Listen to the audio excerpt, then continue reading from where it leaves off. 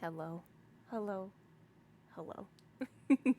Welcome to Storytime with Moog. I am Moog. And today we are reading The Scarlet Letter by Nathaniel Hawthorne, starting with chapter 18. I double checked this time to make sure that we were starting where I thought that we were starting. And we are indeed starting with chapter 18. But first,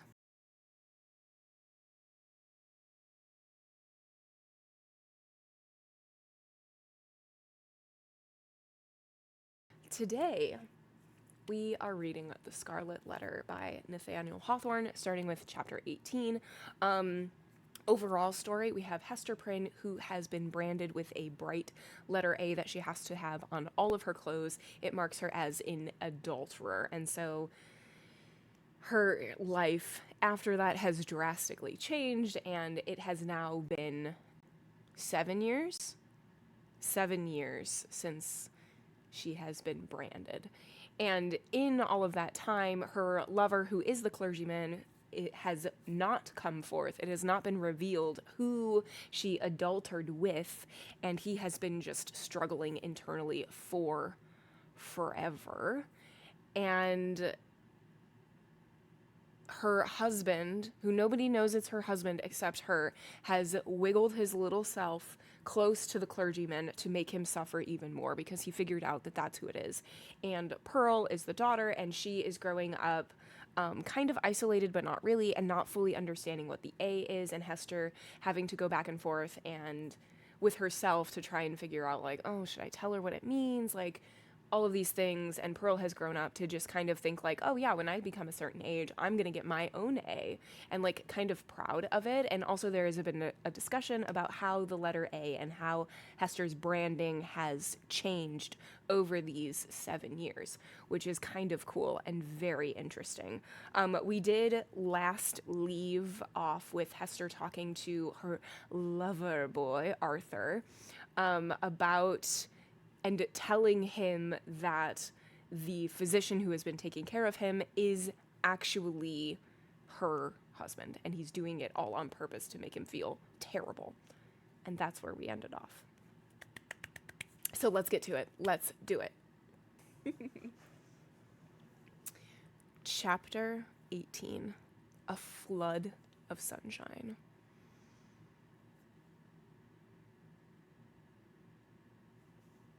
Arthur Dimmesdale gazed into Hester's face with a look in which hope and joy shone out, indeed, but with fear betwixt them, and a kind of horror at her boldness, who had spoken what he vaguely hinted at, but dared not speak. But Hester Prynne, with a mind of native courage and activity, and for so long a period not merely estranged but outlawed from society, had habituated herself to such latitude of speculation as was altogether foreign to the clergyman. She had wandered, without rule or guidance, in a moral wilderness, as vast, as intricate and shadowy, as the untamed forest, amid the gloom of which they were now holding a colloquy that was to decide their fate. Her intellect and heart had their home, as it were, in desert places, where she roamed as freely as the wild Indian in his woods. For years past, she had looked from this estranged point of view at human institutions, and whatever priests or legislators had established, criticizing all with hardly more reverence than the Indian would feel for the clerical band, the judicial robe, the pillory, the gallows, the fireside, or the church. The tendency of her fate and fortunes had been to set her free. The Scarlet Letter was her passport into regions where other women dared not tread. Shame, despair, solitude. These had been her teachers, stern and wild ones, and they had made her strong, but taught her much amiss. The minister, on the other hand, had never gone through an experience calculated to lead him beyond the scope of generally received laws, although in a single instance he had so fearfully transgressed one of the most sacred of them. But this had been a sin of passion, not of principle, nor even purpose, since that wretched epoch he had watched with morbid zeal and minuteness, not his acts, for those it was easy to arrange, but each breath of emotion and his every thought. At the head of the social system, as the clergyman of that day stood, he was only the more trammeled by its regulations, its principles, and even its prejudices. As a priest, the framework of his order inevitably hemmed him in. As a man who had once sinned, but who kept his conscience all alive and painfully sensitive by the fretting of an unhealed wound, he might have been supposed safer within the line of virtue than if he had never sinned at all. Thus, we seem to see that, as regarded Hester Prynne, the whole 7 years of outlaw and ignominy had been little other than a preparation for this very hour. But Arthur Dimmesdale, were such a man once more to fall, what plea could be urged in extenuation of his crime? None, unless it avail him somewhat that he was broken down by long and exquisite suffering, that his mind was darkened and confused by the very remorse which harrowed it, that, between fleeing as an avowed criminal and remaining as a hypocrite, conscience might find it hard to strike the balance, that it was human to avoid the peril of death and infamy and the inscrutable machinations of an enemy, that, finally, to this poor pilgrim on his dreary and desert path, faint, sick, miserable, there appeared a glimpse of human affection and sympathy, a new life, and a true one, in exchange for the heavy doom which he was now expiating. And be the stern and sad truth spoken, that the breach which guilt had once made into the human soul is never, in this mortal state, repaired. It may be watched and guarded, so that the enemy shall not force his way again into the citadel, and might even, in his subsequent assaults, select some other avenue, in preference to that where he had formerly succeeded. But there is still the ruined wall, and, near it, the stealthy tread of the foe that would win over again his unforgotten triumph. The struggle, if there were one, need not be described. Let it suffice that the clergyman resolved to flee, and not alone. If, in all these past 7 years, thought he, I could recall one instant of peace or hope, I would yet endure for the sake of that earnest of heaven's mercy. But now, since I am irrevocably doomed, wherefore should I not snatch the solace allowed to the condemned culprit before his execution? Or, if this be the path of a better life, as Hester would persuade me, I surely give up no fairer prospect of pursuing it. Neither can I any longer live without her companionship, so powerful is she to sustain, so tender to soothe. O thou to whom I dare not lift mine eyes, wilt thou yet pardon me? Thou wilt go, said Hester calmly, as he met her glance. The decision once made, a glow of strange enjoyment threw its flickering brightness over the trouble of his breast. It was the exhilarating effect upon a prisoner just escaped from the dungeon of his own heart, of breathing the wild, free atmosphere of an unredeemed, unchristianed, lawless region.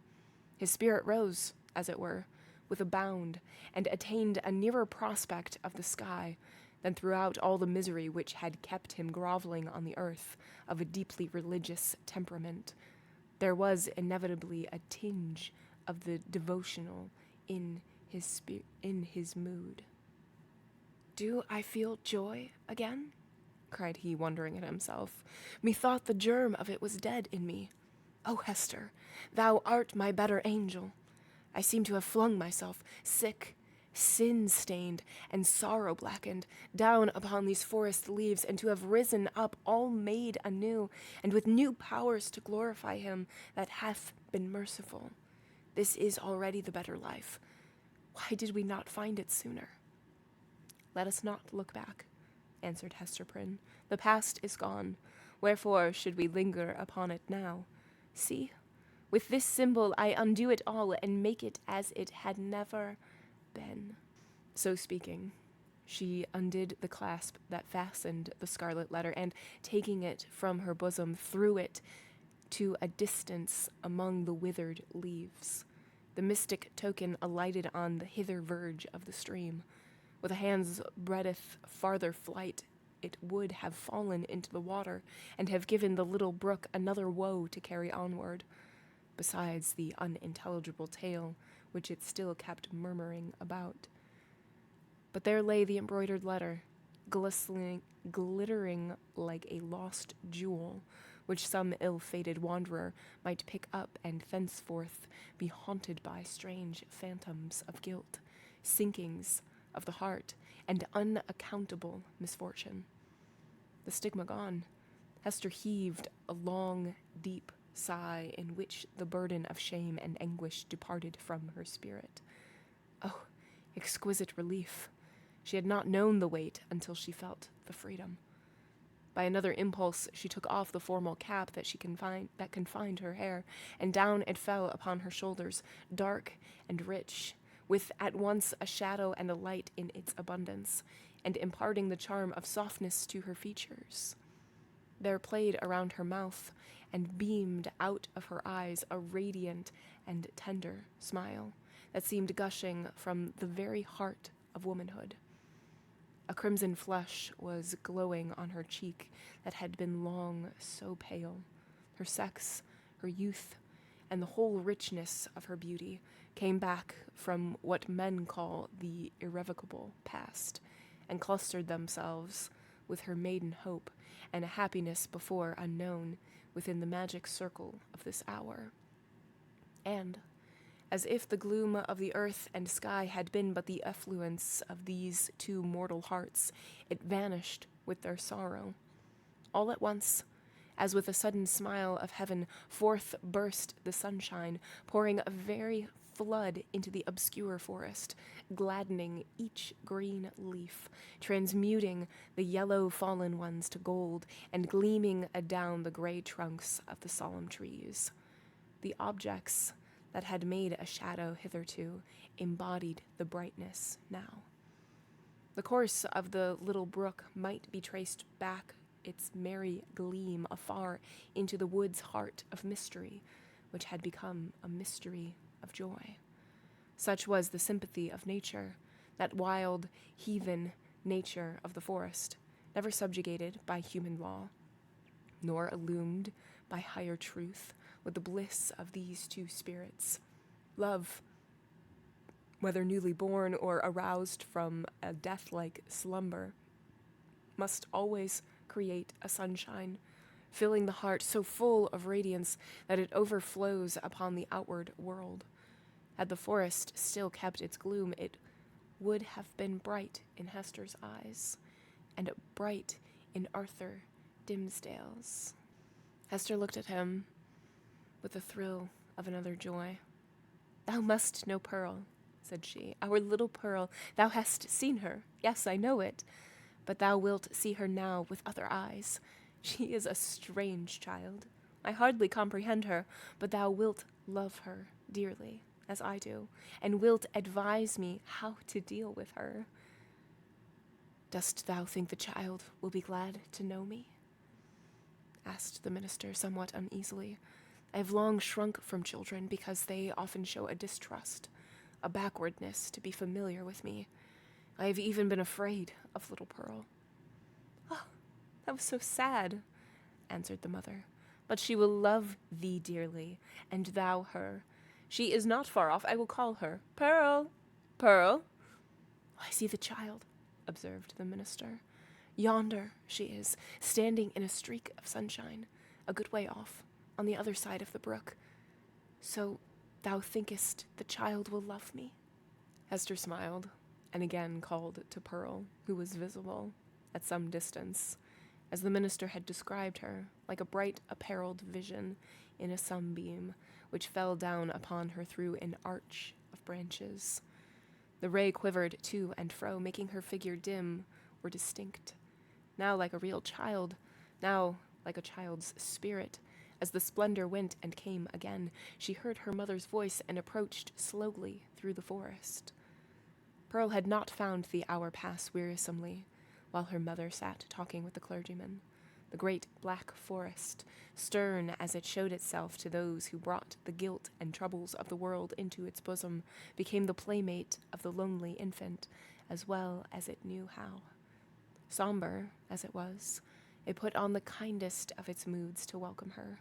It offered her the partridge berries, the growth of the preceding autumn, but ripening only in the spring, and now red as drops of blood upon the withered leaves.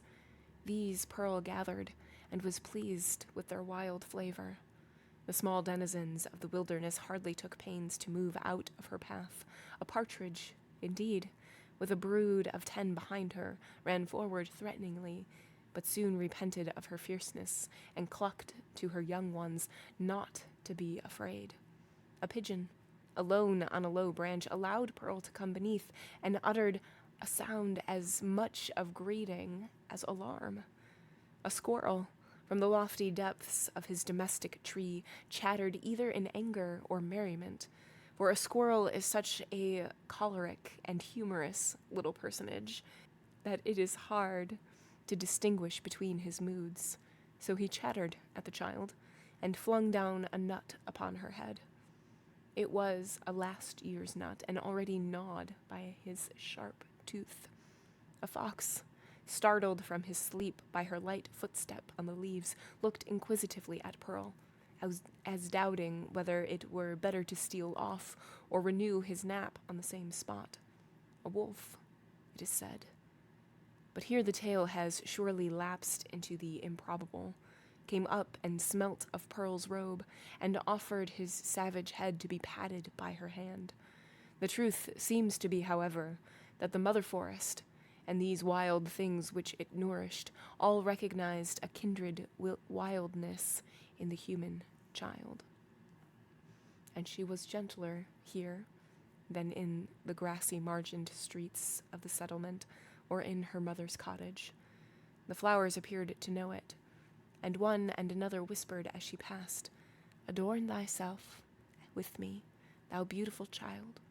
Adorn thyself with me."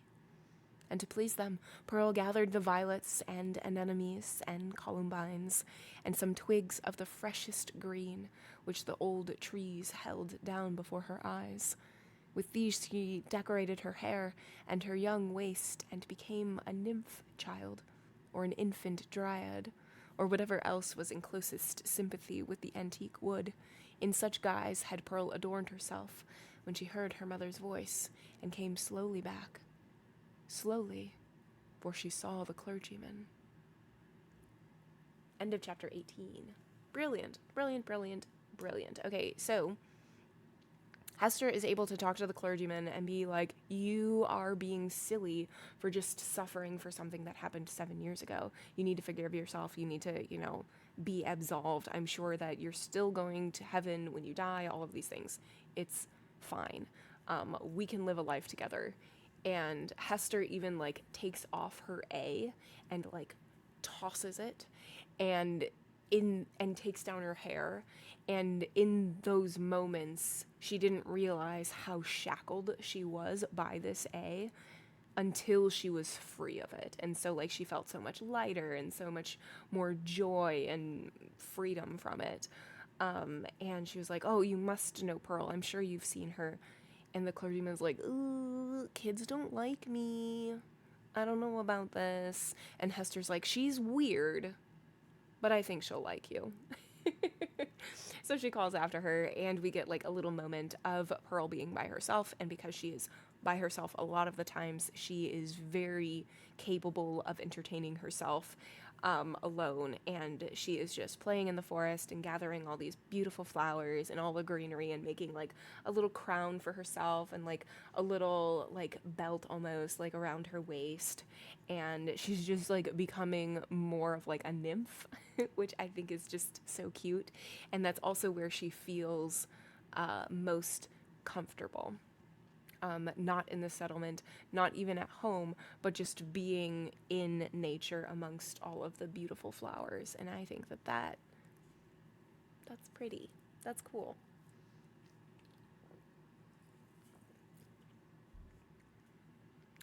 And then she hears the call of her mama, and she starts to walk over, and she starts to go slow because she sees that she's mama is with the clergyman.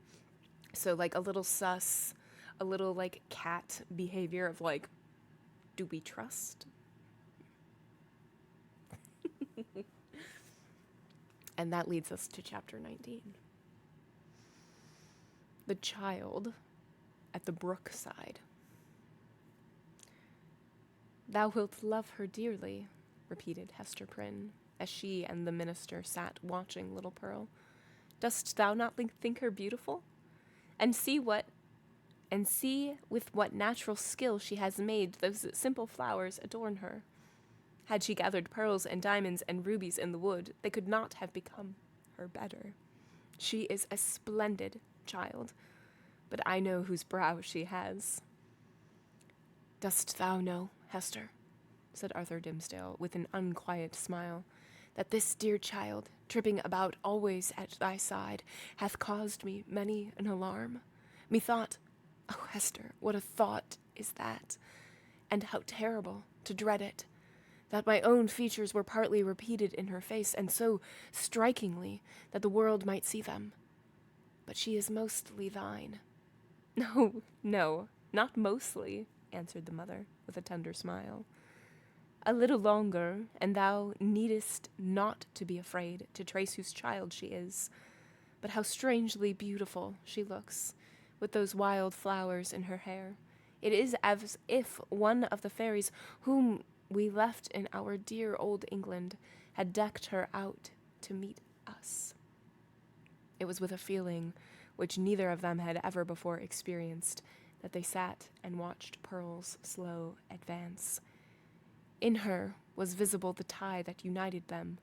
She had been offered to the world these 7 years past, as the living hieroglyphic in which was revealed the secret they so darkly sought to hide, all written in this symbol, all plainly manifest. Had there been a prophet or magician skilled to read the character of flame? And Pearl was the oneness of their being. Be the foregone evil what it might, how could they doubt that their earthly lives and future destinies were conjoined? When they beheld at once the material union and the spiritual idea in whom they met and were to dwell immortally together. Thoughts like these, and perhaps other thoughts, which they did not acknowledge or define, threw in awe about the child as she came onward. Let her see nothing strange, no passion nor eagerness, in thy way of accosting her, whispered Hester. Our Pearl is a fitful and fantastic little elf sometimes. Especially, she is seldom tolerant of emotion when she does not fully comprehend the why and wherefore. But the child hath strong affections. She loves me, and will love thee. Thou canst not think, said the minister, glancing aside at Hester Prynne, how my heart dreads this interview and yearns for it. But, in truth, as I always told thee, children are not readily won to be familiar with me.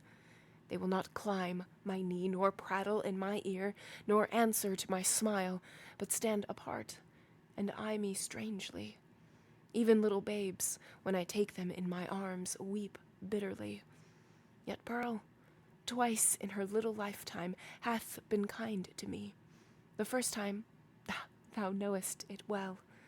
The last was when thou ledst her with thee to the house of yonder stern old governor. And thou didst plead so bravely in her behalf and mine, answered the mother. I remember it, and so shall little Pearl. Fear nothing. She may be strange and shy at first, but will soon learn to love thee. By this time Pearl had reached the margin of the brook, and stood on the farther side, gazing silently at Hester and the clergyman, who still sat together on the mossy tree trunk, waiting to receive her. Just where she had paused, the brook chanced to form a pool, so smooth and quiet that it reflected a perfect image of her little figure, with all the brilliant picturesqueness of her beauty in its adornment of flowers and wreathed foliage, but more refined and spiritualized than the reality.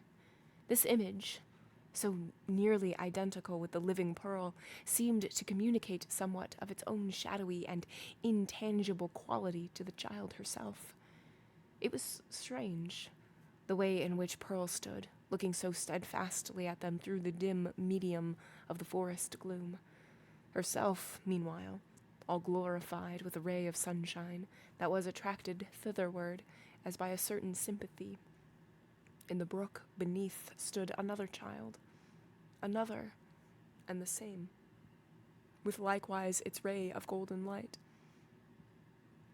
Hester felt herself, in some indistinct and tantalizing manner, estranged from Pearl, as if the child, in her lonely ramble through the forest, had strayed out of the sphere in which she and her mother dwelt together, and was now vainly seeking to return to it. There was both truth and error in the impression. The child and mother were estranged, but through Hester's fault, not Pearl's. Since the latter rambled from her side, another inmate had been admitted within the circle of the mother's feelings, and so modified the aspect of them all, that Pearl, the returning wanderer, could not find her wonted place, and hardly knew where she was. "I have a strange fancy," observed the sensitive minister, "that this brook is the boundary between two worlds, and that thou canst never meet thy Pearl again. Or is she an elfish spirit who, as the legends of our childhood taught us, is forbidden to cross a running stream? Pray, hasten her, for this delay has already imparted a tremor in my nerves."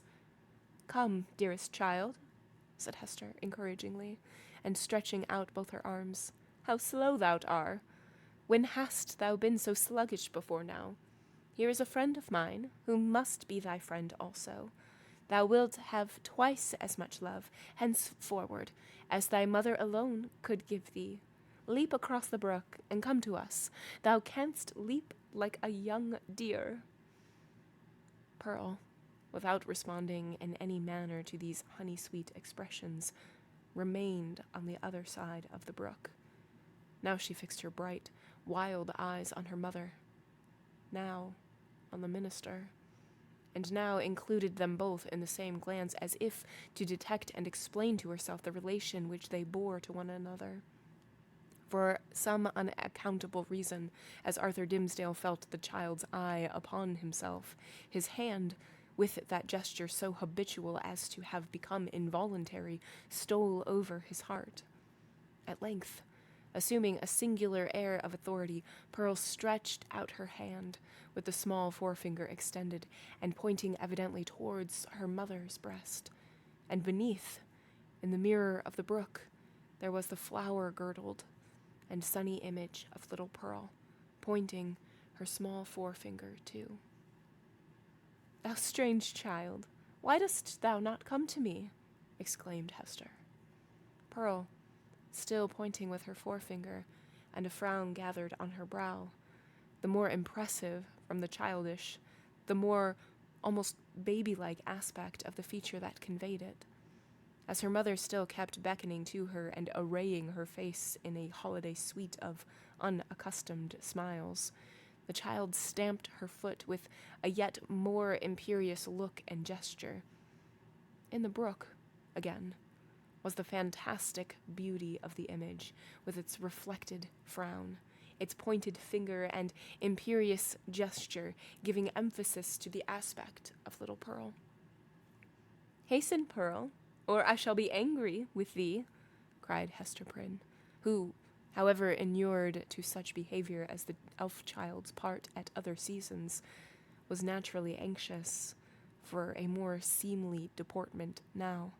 "Leap across the brook, naughty child, and run hither, else I must come to thee."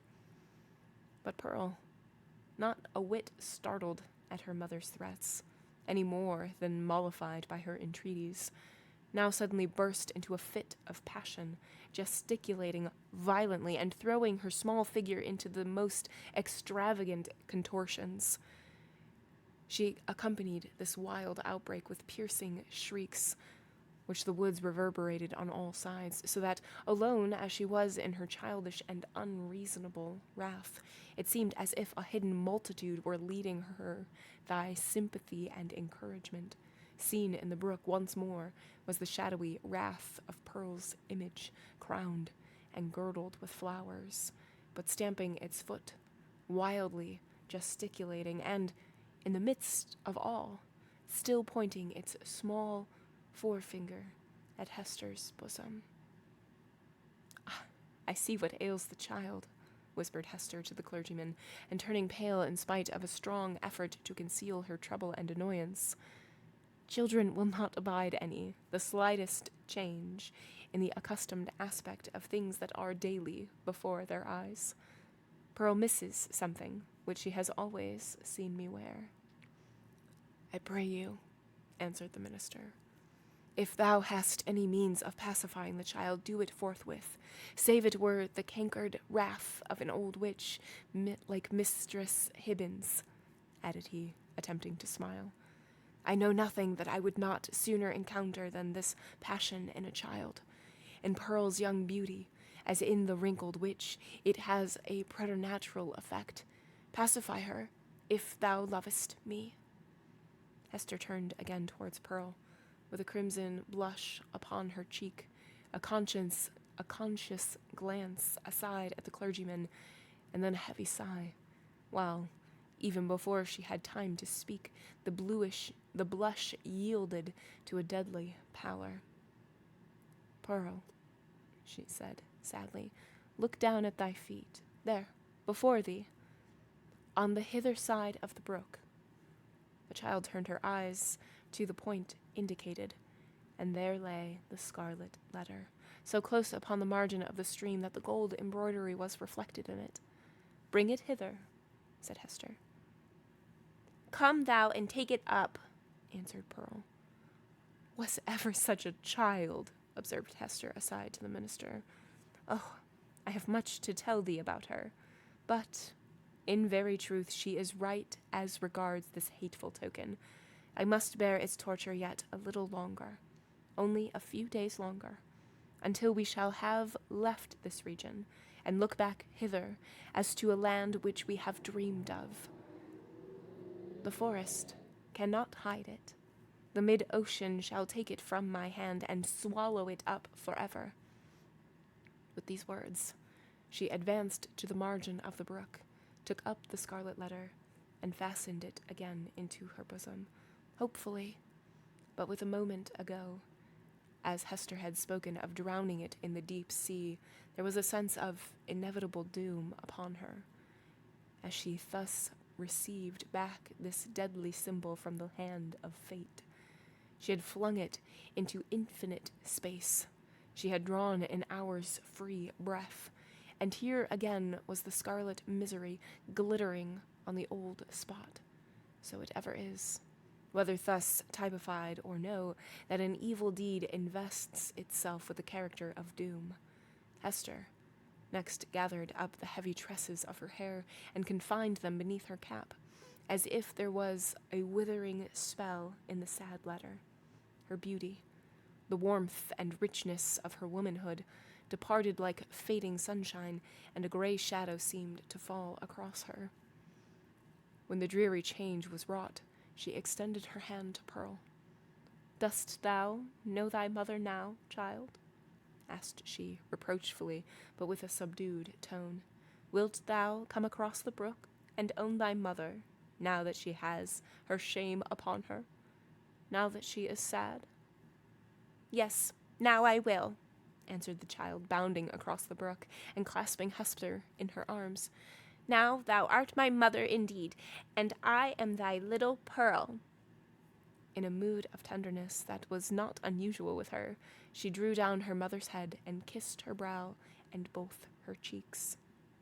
But then, by a kind of necessity that always impelled the child to alloy whatever comfort she might chance to give with a throb of anguish. Pearl put up her mouth and kissed the scarlet letter, too. "That was not kind," said Hester. "When thou hast shown me a little love, thou mockest me." "Why doth the minister sit yonder?" asked Pearl. "He waits to welcome thee," replied her mother.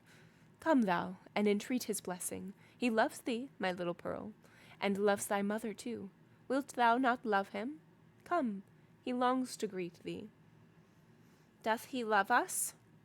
asked Pearl, looking up with acute intelligence into her mother's face. "Will he go back with us, hand in hand? Will three together into the town?" "Not now, dear child," answered Hester. "But in days to come he will walk hand in hand with us. We will have a home and fireside of our own, and thou shalt sit upon his knee, and he will teach thee many things, and love thee dearly. Thou wilt love him, wilt thou not?" "And will he always keep his hand over his heart?" inquired Pearl. "Foolish child, what a question is that?" exclaimed her mother. "Come and ask his blessing." But whether influenced by the jealousy that seemed instinctive with every petted child towards a dangerous rival, or from whatever caprice of her freakish nature, Pearl would show no favor to the clergyman. It was only by an exertion of force that her mother brought her up to him, hanging back and manifesting her reluctance by old grimaces, of which ever since her babyhood she had possessed a singular variety, and could transform her mobile physiognomy into a series of different aspects, with a new mischief in them, each and all.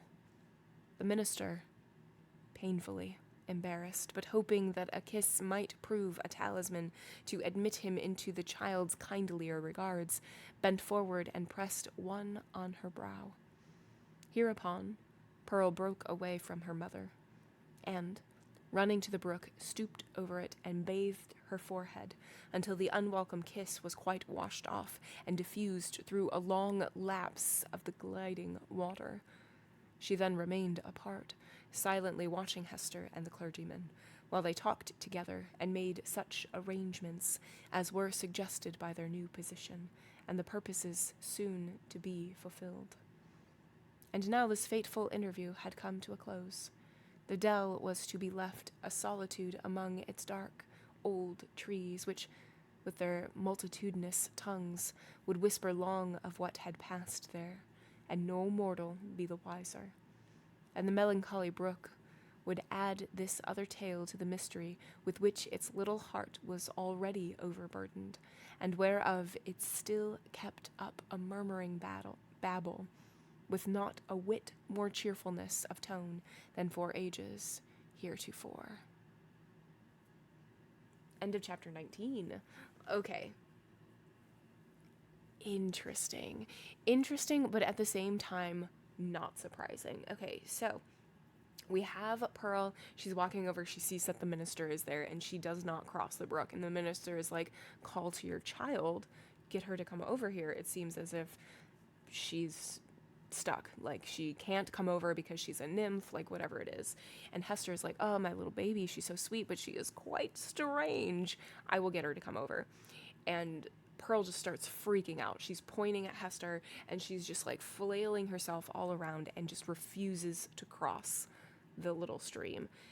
And Hester realizes what it is. It's because she doesn't have the A, and because her hair is down and not pulled back, so she doesn't look like she usually is herself. And it kind of looks, the way that the scene is set up, like something happened between her and the clergyman, which it did, but maybe not for the better in Pearl's eyes. So Pearl is throwing a little fit. Hester goes, gets the A, puts it on, puts her hair back, and then Pearl comes over, kisses Mama, and then kisses the A. And Hester's like, "Oh, how dare you mockest me? Let's come over to the clergyman and meet him. He loves me. He loves you. You will definitely love him." And Pearl is like, "Okay, cool, but is he gonna, like, walk hand in hand with us?" And Hester is like, one day, but not today. Soon, not today, soon we will have our own fireplace together, and you'll sit upon his lap, and he'll love you, and all of these things. But not today. So Hester goes over there, Pearl goes over there, the clergyman bends down, kisses her on the forehead, and then Pearl runs to the stream and just washes off the unwanted kiss, which I think is hilarious. And also not uncharacteristic of Pearl, or uncharacteristic of a child who thinks that, like, something is going on between them, and because nothing has been explained to her, she just assumes that something bad is going on between them. And I think that is interesting. Intuitive. Yeah. Pearl is very intuitive. I mean, all little kids are. Little kids are sponges. They don't know what they're picking up on. And what's his name? Siroiza from Anna Karenina was also like that. He was also able to pick up on the little, like, tension between Anna Karenina, his mom, and Arkadievna, Arkadyevich, and the other guy, her lover. So I like it. I like it so much. Chapter 20. The Minister in a Maze. As the minister departed, in advance of Hester Prynne and little Pearl, he threw a backward glance, half expecting that he should discover only some faintly traced feature or outline of the mother and the child, slowly fading into twilight of the woods. So great a vicissitude in his life could not at once be received as real. But there was Hester, clad in her gray robe, still standing beside the tree trunk which some blast had overthrown a long antiquity ago, and which time had ever since been covering with moss, so that these two faded ones, with earth's heaviest burden on them, might there sit down together and find a single hour's rest and solace. And there was Pearl, too, lightly dancing from the margin of the brook, now that the intrusive third person was gone, and taking her old place by her mother's side. So the minister had not fallen asleep and dreamed. In order to free his mind from this indistinctness and duplicity of impression which vexed it with a strange disquietude, he recalled and more thoroughly defined the plans which Hester and himself had sketched for their departure. It had been determined between them that the old world with its crowds and cities offered them a more eligible shelter and concealment than the wilds of New England or all America, with its alternatives of an Indian wigwam or the few settlements of Europeans scattered thinly along the seaboard. Not to speak of the clergyman's health, so inadequate to sustain the hardships of a forest life, his native gifts, his culture, and his entire development would secure him a home only in the midst of civilization and refinement. The higher the state, the more delicately adapted to it the man. In furtherance of this choice, it so happened that a ship lay in the harbor, one of those questionable cruisers frequent at that day, which, without being absolutely outlaws of the deep, yet roamed over its surface with a remarkable irresponsibility of the character. This vessel had recently arrived from the Spanish Main, and within 3 days' time would sail for Bristol. Hester Prynne, whose vocation as a self-enlisted sister of charity had brought her acquainted with the captain and crew, could take upon herself to secure the passage of 2 individuals and a child with all the secrecy which circumstances rendered more than desirable. The minister had inquired of Hester, with no little interest, the precise time at which the vessel might be expected to depart. It would probably be on the 4th day from the present. "That is most fortunate," he had then said to himself. Now, why the Reverend Mr. Dimmesdale considered it so very fortunate, we hesitate to reveal. Nevertheless, to hold nothing back from the reader, It was because, on the third day from the present, he was to preach the election sermon, and, as such an occasion formed an honorable epoch in the life of a New England clergyman, he could not have chanced upon a more suitable mode and time of terminating his professional career. At least, they shall say of me, thought this exemplary man, that I leave no public duty unperformed nor ill performed. Sad, indeed, that an introspection so profound and acute as this poor minister's should be so miserably deceived. We have had, and may still have, worse things to tell of him, but none, we apprehend, so pitiably weak, no evidence, at once so slight and irrefragable, of a subtle disease that had long since begun to eat into the real substance of his character. No man, for any considerable period, can wear one face to himself and another to the multitude without finally getting bewildered as to which may be the true. The excitement of Mr. Dimmesdale's feelings, as he returned from his interview with Hester, lent him unaccustomed physical energy, and hurried him townward at a rapid pace. The pathway among the woods seemed wilder, more uncouth with its rude natural obstacles, and less trodden by the foot of man than he remembered it on his outward journey. But he leaped across the plashy places, thrust himself through the clinging underbrush, climbed the ascent, plunged into the hollow, and overcame, in short, all the difficulties of the track with an unweariable activity that astonished him.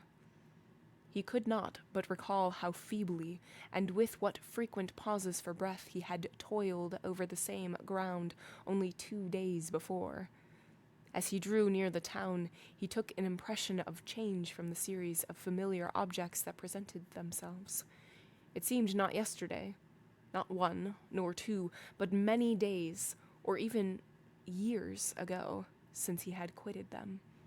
There, indeed, was each former trace of the street as he remembered it, and all the peculiarities of the house, with the due multitude of gable peaks, and a weathercock at every point where his memory suggested one. Not the less, however, came this importunately obtrusive sense of change. The same was true as regarded the acquaintances whom he met, and all the well-known shapes of human life about the little town. They looked neither older nor younger now. The beards of the aged were no wider, nor could the creeping babe of yesterday walk on his feet today. It was impossible to describe in what respect they differed from the individuals on whom he had so recently bestowed a parting glance, and yet the minister's deepest sense seemed to inform him of their mutuality. A similar impression struck him most remarkably as he passed under the walls of his own church. The edifice had so very strange and yet so familiar an aspect that Mr. Dimmesdale's mind vibrated between 2 ideas, either that he had seen it only in a dream hitherto, or that he was merely dreaming about it now. This phenomenon, in the various shapes which it assumed, indicated no external change, but so sudden and important a change in the spectator of the familiar scene, that the intervening space of a single day had operated on his consciousness like the lapse of years. The minister's own will and Hester's will, and the fate that grew between them, had wrought this transformation. It was the same town as heretofore, but the same minister returned not from the forest. He might have said to the friends who greeted him, "I am not the man for whom you take me. I left him yonder in the forest, withdrawn into a secret dell by a mossy tree trunk, and near a melancholy brook. Go seek your minister, and see if his emaciated figure, his thin cheek, his white, heavy, pain-wrinkled brow, be not flung down there like a cast-off garment." His friends, no doubt, would still have insisted with him, "Thou art thyself the man," but not in error, would have been their own, not his. But before Mr. Dimsdale reached home, his inner man gave him other evidences of a revolution in the sphere of thought and feeling. In truth, nothing short of a total change of dynasty and moral code in that interior kingdom was adequate to account for the impulses now communicated to the unfortunate and startled minister. At every step, he was incited to do some strange, wild, wicked thing or other, with a sense that it would be at once involuntary and intentional in spite of himself, yet growing out of a profounder self than that which opposed the impulse. For instance, he met one of his own deacons. The good old man addressed him with the paternal affection and patriarchal privilege which his venerable age, his upright and holy character, and his station in the church entitled him to use, and conjoined with this the deep, almost worshipping respect which the minister's professional and private claims alike demanded. Never was there a more beautiful example of how the majesty of age and wisdom may comport with the obeisance and respect enjoined upon it, as from a lower social rank and inferior order of endowment towards a higher. Now, during a conversation of some 2 or 3 movements between the Reverend Mr. Dimsdale and his excellent and hoary bearded deacon, it was only by the most careful self-control that the former could refrain from uttering certain blasphemous suggestions that rose into his mind respecting the communion supper. He absolutely trembled and turned pale as ashes, lest his tongue should wag itself in utterance of these horrible matters, and plead his own consent for so doing, without his having fairly given it. And, even with this terror in his heart, he could hardly avoid laughing, to imagine how the sanctified old patriarchal deacon would have been petrified by his minister's impiety. Again, another incident of the same nature. Hurrying along the street, the Reverend Mr. Dimsdale encountered the eldest female member of his church, a most pious and exemplary old dame, poor, widowed, lonely, and with a heart as full of reminiscence about her dead husband and children and her dead friends of long ago as a burial ground in full of storied gravestones. Yet all this, which would else have been such heavy sorrow, was made almost a solemn joy to her devout old soul by religious consolations and the truths of Scripture, wherewith she had fed herself continually far more than 30 years. And, since Mr. Dimsdale had taken her in charge, the good grandame's chief earthly comfort, which, unless it had been likewise a heavenly comfort, could have been none at all, was to meet her pastor, whether casually or of set purpose, and be refreshed with a word of warmth, fragrant, heaven-breathing gospel truth from his beloved lips into her dulled but rapturously attentive ear.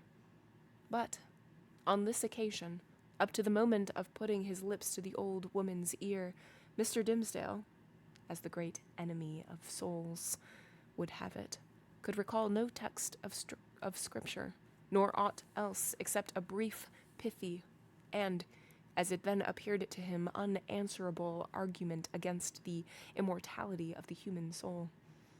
The instillment thereof into her mind would probably have caused this aged sister to drop down dead at once, as by the effect of an intensely poisonous infusion.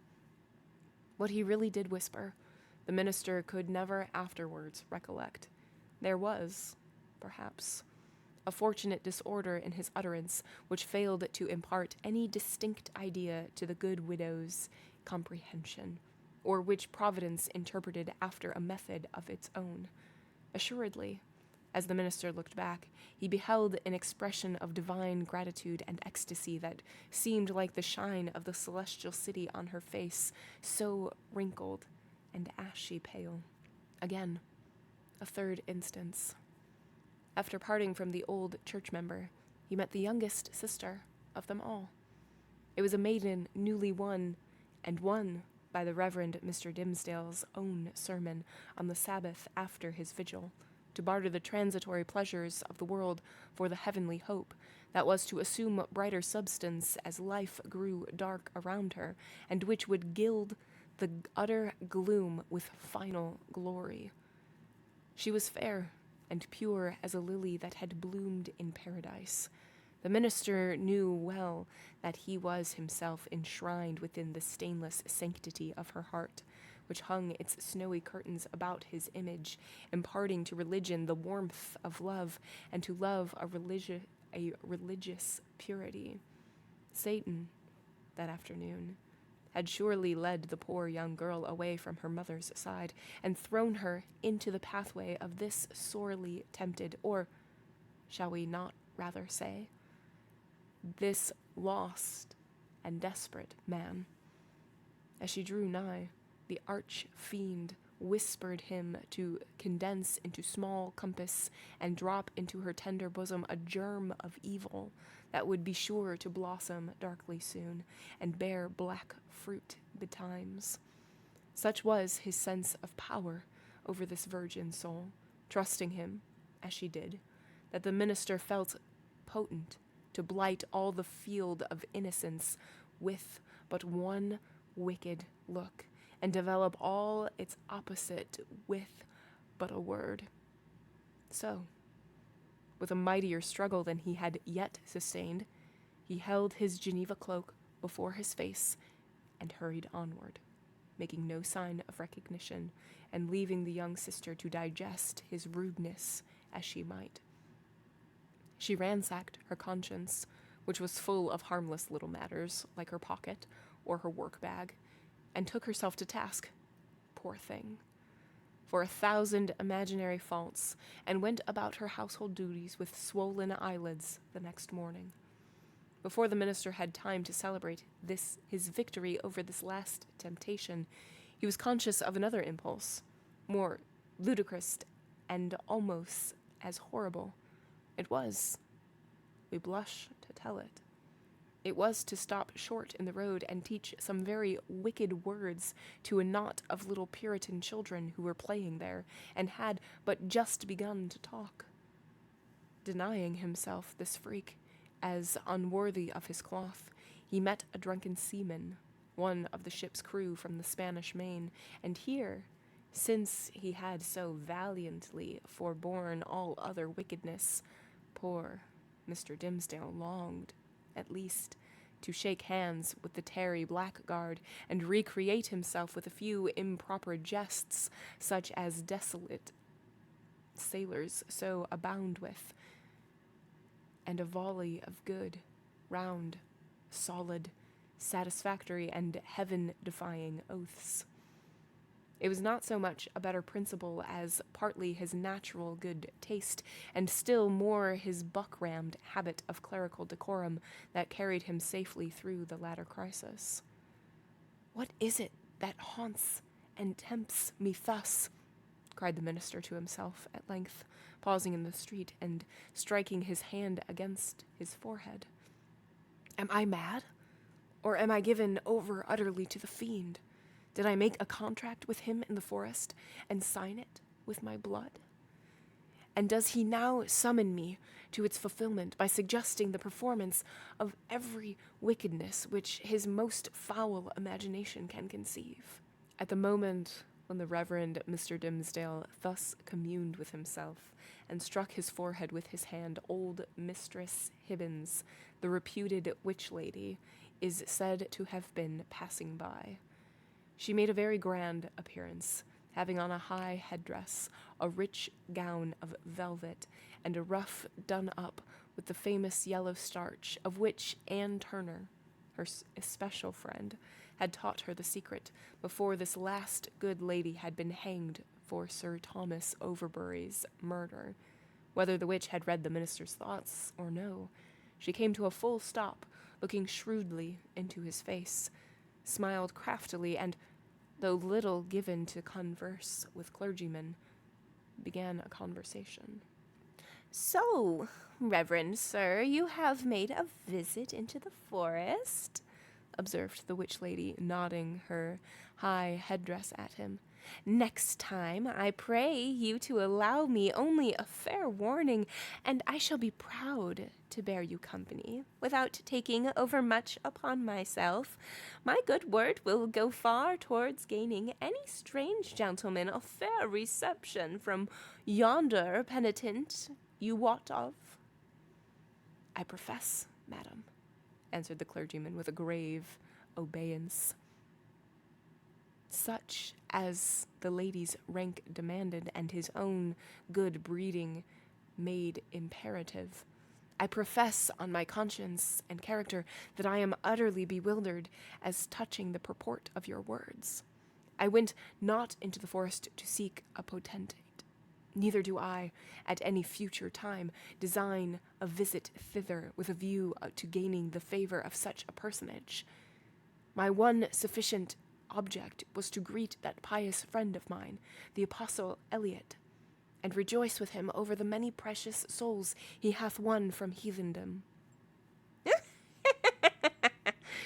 Cackled the old witch lady, still nodding her high headdress at the minister.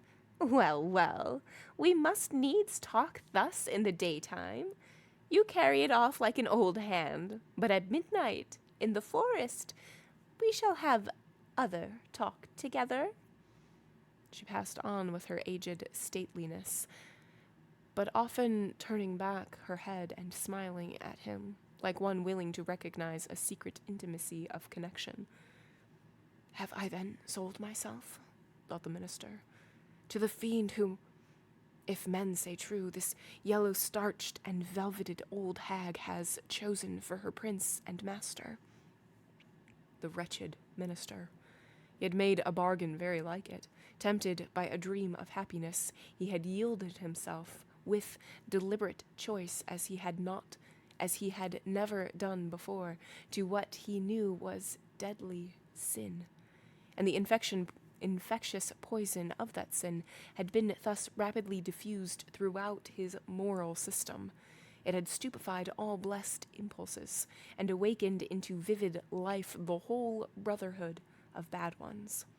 Scorn, bitterness, unprovoked malignity, gratuitous desire of ill, ridicule of whatever was good and holy, all awoke to tempt, even while they frightened him. And his encounter with old Mistress Hibbins, if it were a real incident, did but show his sympathy and fellowship with wicked mortals and the world of perverted spirits.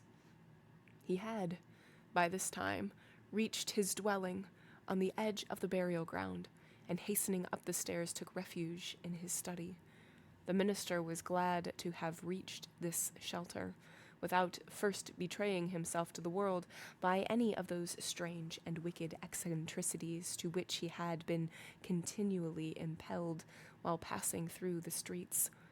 He entered the accustomed room, and turned around him on its books, its windows, its fireplace, and the tapestried comfort of the walls, with the same perception of strangeness that had haunted him throughout his walk from the forest dell into the town and thitherward. Here he had studied and written. Here, gone through fast and vigil and come forth half alive. Here, striven to pray. Here, borne 100,000 agonies. There was the Bible, in its rich old Hebrew, with Moses and the prophets speaking to him, and God's voice through all. There, on the table, with the inky pen beside it, was an unfinished sermon, with a sentence broken in the midst, where his thoughts had ceased to gush out upon the page 2 days before.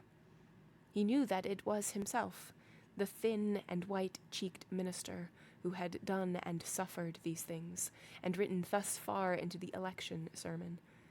But he seemed to stand apart, and eye this former self with scornful, pitying, but half-envious curiosity. That self was gone.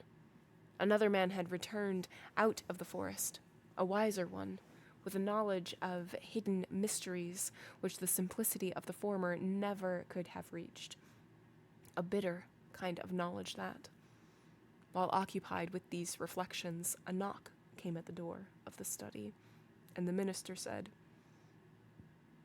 "Come in," not wholly devoid of an idea that he might behold an evil spirit.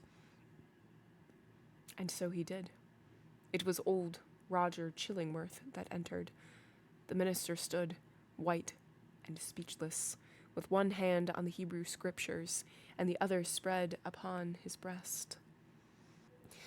"Welcome home, reverend sir," said the physician. "And how found you that godly man, the Apostle Eliot? But methinks, dear sir, you look pale, as if the travel through the wilderness had been too sore for you. Will not my aid be requisite to put you in heart and strength to preach your election sermon?" "Nay, I think not so," rejoined the Reverend Mr. Dimsdale. "My journey, and the sight of the holy apostle yonder, and the free air which I have breathed, have done me good, after so long confinement in my study. I think to need no more of your drugs, my kind physician, good though they be, and administered by a friendly hand." All this time, Roger Chillingworth was looking at the minister with the grave and intent regard of a physician towards his patient. But, in spite of this outward show, the latter was almost convinced of the old man's knowledge, or, at least, his confident suspicion with respect to his own interview with Hester Prynne. The physician knew then that, in the minister's regard, he was no longer a trusted friend, but his bitterest enemy. So much being known, it would appear natural that a part of it should be expressed. It is singular, however, how long a time often passes before words embody things, and with what security two persons who choose to avoid a certain subject may approach its very verge and retire without disturbing it. Thus, the minister felt no apprehension that Roger Chillingworth would touch, in express words, upon the real position which they sustained towards one another. Yet did the physician, in his dark way, creep frightfully near the secret. "Were it not better," said he, "that you use my poor skill tonight? Verily, dear sir, we must take pains to make you strong and vigorous for this occasion of the election discourse. The people look for great things from you, apprehending that another year may come about and find their pastor gone." "Yea, to another world," replied the minister, with pious resignation. "Heaven grant it be a better one, for, in good sooth, I hardly think to tarry with my flock through the flitting seasons of another year. But, touching your medicine, kind sir, in my present frame of body, I need it not." "I joy to hear it," answered the physician. "It may be that my remedies, so long administered in vain, begin now to take due effect. Happy man were I, and well deserving of New England's gratitude, could I achieve this cure." "I thank you from my heart, most watchful friend," said the Reverend Mr. Dimsdale with a solemn smile. "I thank you, and can but requite your good deeds with my prayers." "A good man's prayers are golden recompense," rejoined old Roger Chillingworth as he took his leave. "Yea, they are the current gold coin of the New Jerusalem, with the king's own mint mark on them." Let alone. The minister summoned a servant of the house and requested food, which, being set before him, he set with ravenous appetite. Then, flinging the already written pages of the election sermon into the pit, he forthwith began another, which he wrote with such an impulsive flow of thought and motion that he fancied himself inspired, and only wondered that heaven should see fit to transmit the grand and solemn music of its oracles through so foul an organ pipe as he. However, Leaving that mystery to solve itself or go unsolved forever, he drove his task onward with earnest haste and ecstasy. Thus the night fled away, as if it were a winged steed, and he careening on it. Morning came, and peeped, blushing, through the curtains, and at last sunrise threw a golden beam into the study and laid it right across the minister's bedazzled eyes. There he was, with a pen still between his fingers and a vast, immeasurable tract of written space behind him. End of chapter 20. All right, chapter 20. So the minister, Arthur, now has this new-found freedom. He knows he's going to leave. He's going to leave in 4 days. In 3 days, it's the election sermon that he's going to be doing. So he's like excited for that. And he's like, what a good time to leave after that. But in the meantime, he's doing all these little sinful things. He's making... Like, he's not being as warm as he usually is and not responding quite as nicely as he usually does, knowing that people are going, or that specifically this one woman is going to, like, be questioning what she did wrong for the rest of the day and wake up the next day with, like, blotchy eyes from crying all night. He's teaching little kids who just learned how to speak, how to swear. And he's learning dirty jokes from... from sailors, and I love that.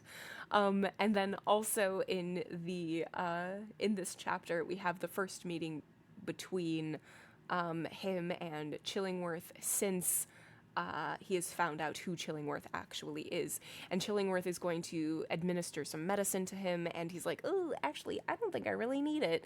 Like, thinking that it might, like, deaden him or, like, I don't know, like, harm him in some way, like, especially since he knows what's going, like, who he is and what's going on and his other things, and he's like, I don't think I need it, and they're just, like, both, like, talking around, they both know, they have to, and they're just, like, talking around what they both know without actually, acknowledging it, and it's great, it's great. Thinking the word knickers, yeah. Definitely. Those are the kind of words that he's teaching children to say. Knickers. Chapter 21. The New England Holiday. Betimes in the morning of the day on which the new governor was to receive his office at the hands of the people, Hester Prynne and the little Pearl came into the marketplace. It was already thronged with the craftsmen and other plebeian inhabitants of the town in considerable numbers, among whom, likewise, were many rough figures whose attire of deerskins marked them as belonging to some of the forest settlements which surrounded the little metropolis of the colony. On this public holiday, as on all other occasions, for 7 years past, Hester was clad in a garment of coarse gray cloth. Not more by its hue than by some indescribable peculiarity in its fashion, it had the effect of making her fade personally out of sight and outline, while, again, the Scarlet Letter brought her back from this twilight indistinctness and revealed her under the moral aspect of its own illumination. Her face, so long familiar to the townspeople, showed the marble quietude which they were accustomed to behold there. It was like a mask, or rather, like the frozen calmness of a dead woman's features, owing this dreary resemblance to the fact that Hester was actually dead, in respect to any claim of sympathy, and had departed out of the world with which she still seemed to mingle. It might be, on this day, that there was an expression unseen before, or indeed vivid enough to be detected now, unless some preternaturally gifted observer should have first read the heart, and have afterwards sought a corresponding development in the countenance and mien. Such a spiritual seer might have conceived that, after sustaining the gaze of the multitude through 7 miserable years as a necessity, a penance, and something which it was a stern religion to endure, she now, for one time more, encountered it freely and voluntarily, in order to convert what had so long been agony into a kind of triumph. Look, your last on the Scarlet Letter and its wearer. The people's victim and lifelong bond-slave, as they fancied her, might say to them. Yet a little while, and she will be beyond your reach. A few hours longer, and the deep, mysterious ocean will quench and hide forever the symbol which ye have caused to burn upon her bosom. Nor were it an inconsistency too improbable to be assigned to human nature, should we suppose a feeling of regret in Hester's mind. At the moment when she was about to win her freedom from the pain which had been thus deeply incorporated with her being, might there not be an irresistible desire to quaff at last long, breathless draught of the cup of wormwood and aloes, with which nearly all her years of womanhood had been perpetually flavored? The wine of life, henceforth to be presented to her lips, must be indeed rich, delicious, and exhilarating in its chaste and golden beaker, or else leave an inevitable and weary languor after the lees of bitterness wherewith she had been drugged, as with a cordial of intensest potency. Pearl was decked out with airy gaiety. It would have been impossible to guess that this bright and sunny apparition owed its existence to the shape of gloomy gray, or that a fancy, at once so gorgeous and so delicate as must have been requisite to contrive the child's apparel, was the same that had achieved a task perhaps more difficult in imparting so distinct a peculiarity to Hester's simple robe. That dress, so proper was it to little Pearl, seemed in affluence, or inevitable development and outward manifestation of her character, no more to be separated from her than the many-hued brilliancy from a butterfly's wings, or the painted glory from the leaf of a bright flower. As with these, so with the child, her garb was all of one idea with her nature. On this eventful day, moreover, there was a certain singular inquietude and excitement in her mood, resembling nothing so much as the shimmer of a diamond that sparkles and flashes with the varied throbbings of the breast on which it is displayed. Children have always a sympathy in the agitations of those connected with them, always, especially, a sense of any trouble or impending revolution of whatever kind in domestic circumstances, and therefore Pearl, who was the gem on her mother's unquiet bosom, betrayed, by the very dance of her spirits, the emotions which none could detect in the marble passiveness of Hester's brow. This effervescence made her flit with a bird-like movement rather than walk by her mother's side. She broke continually into shouts of a wild, inarticulate, and sometimes piercing music. When they reached the marketplace, she became still more restless, on perceiving the stir and bustle that enlivened the spot, for it was usually more like the broad and lonesome green before a village meeting-house than the center of a town's business. "Why, what is this, mother?" cried she. "Wherefore have all the people left their work today? Is it a play day for the whole world? See, there's the blacksmith. He has washed his sooty face and put on his Sabbath day clothes, and looks as if he would gladly be merry if any kind body would only teach him how. And there is Master Brackett, the old jailer, nodding and smiling at me. Why does he do so, mother?" "He remembers thee a little babe, my child," answered Hester. "He should not nod and smile at me for all that. The black, grim, ugly-eyed old man," said Pearl. "He may nod at thee if he will, for thou art clad in gray, and wearest the Scarlet Letter.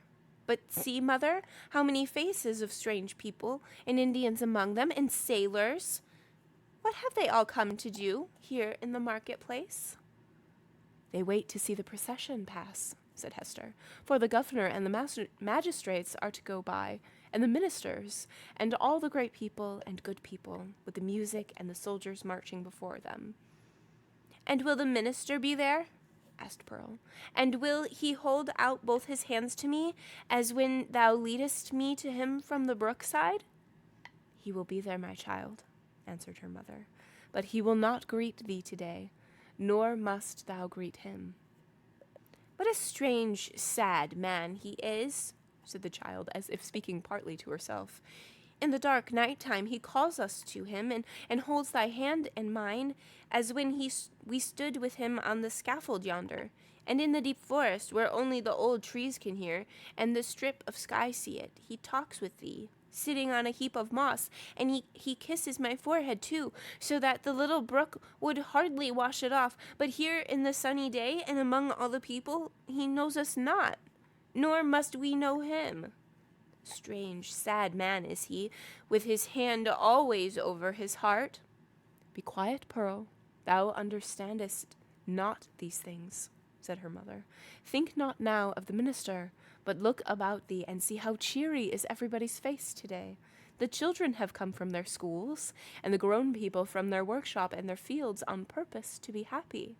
For today a new man is beginning to rule over them.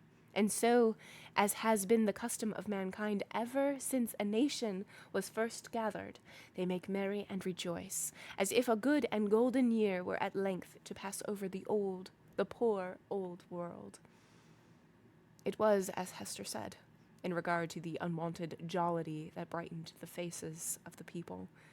Into this festal season of the year, as it already was, and continued to be during the greater part of 2 centuries, the Puritans compressed whatever mirth and public joy they deemed allowable to human infirmity, thereby so far dispelling the customary cloud that, for the space of a single holiday, they appeared scarcely more grave than most other communities at a period of general affliction. But we perhaps exaggerate the gray or sable tinge, which undoubtedly characterized the mood and manners of the age. The persons now in the marketplace of Boston had not been born to an inheritance of puritanic gloom. They were native Englishmen, whose fathers had lived in the sunny richness of the Elizabethan epoch, a time when the life of England, viewed as one great mass, would appear to have been as stately, magnificent, and joyous as the world has ever witnessed. Had they followed their hereditary tastes, the New England settlers would have illustrated all events of public importance by bonfires, banquets, pageantries, and processions. Nor would it have been impracticable in the observance of majestic ceremonies to combine mirthful recreation with solemnity and give, as it were, a grotesque and brilliant embroidery to the great robe of state which a nation at such festivals puts on. There is some shadow of an attempt of this kind in the mode of celebrating the day on which the political year of the colony commenced, the dim reflection of a remembered splendor, a colorless and manifold diluted repetition of what they had beheld in proud old London. We will not say at a royal coronation, but at a Lord Mayor's show, might be traced in the customs which our forefathers instituted with reference to the annual installation of magistrates. The fathers and founders of the Commonwealth, the statesman, the priest, and the soldier, deemed it a duty then to assume the outward state and majesty which, in accordance with antique style, was looked upon as the proper garb of public or social eminence. All came forth to move in procession before the people's eyes, and thus impart a needed dignity to the simple framework of a governor so newly constructed. Then, too, the people were countenanced, if not encouraged, in relaxing the severe and close application to their various modes of rugged industry, which, at all other times, seemed of the same piece and material with their religion.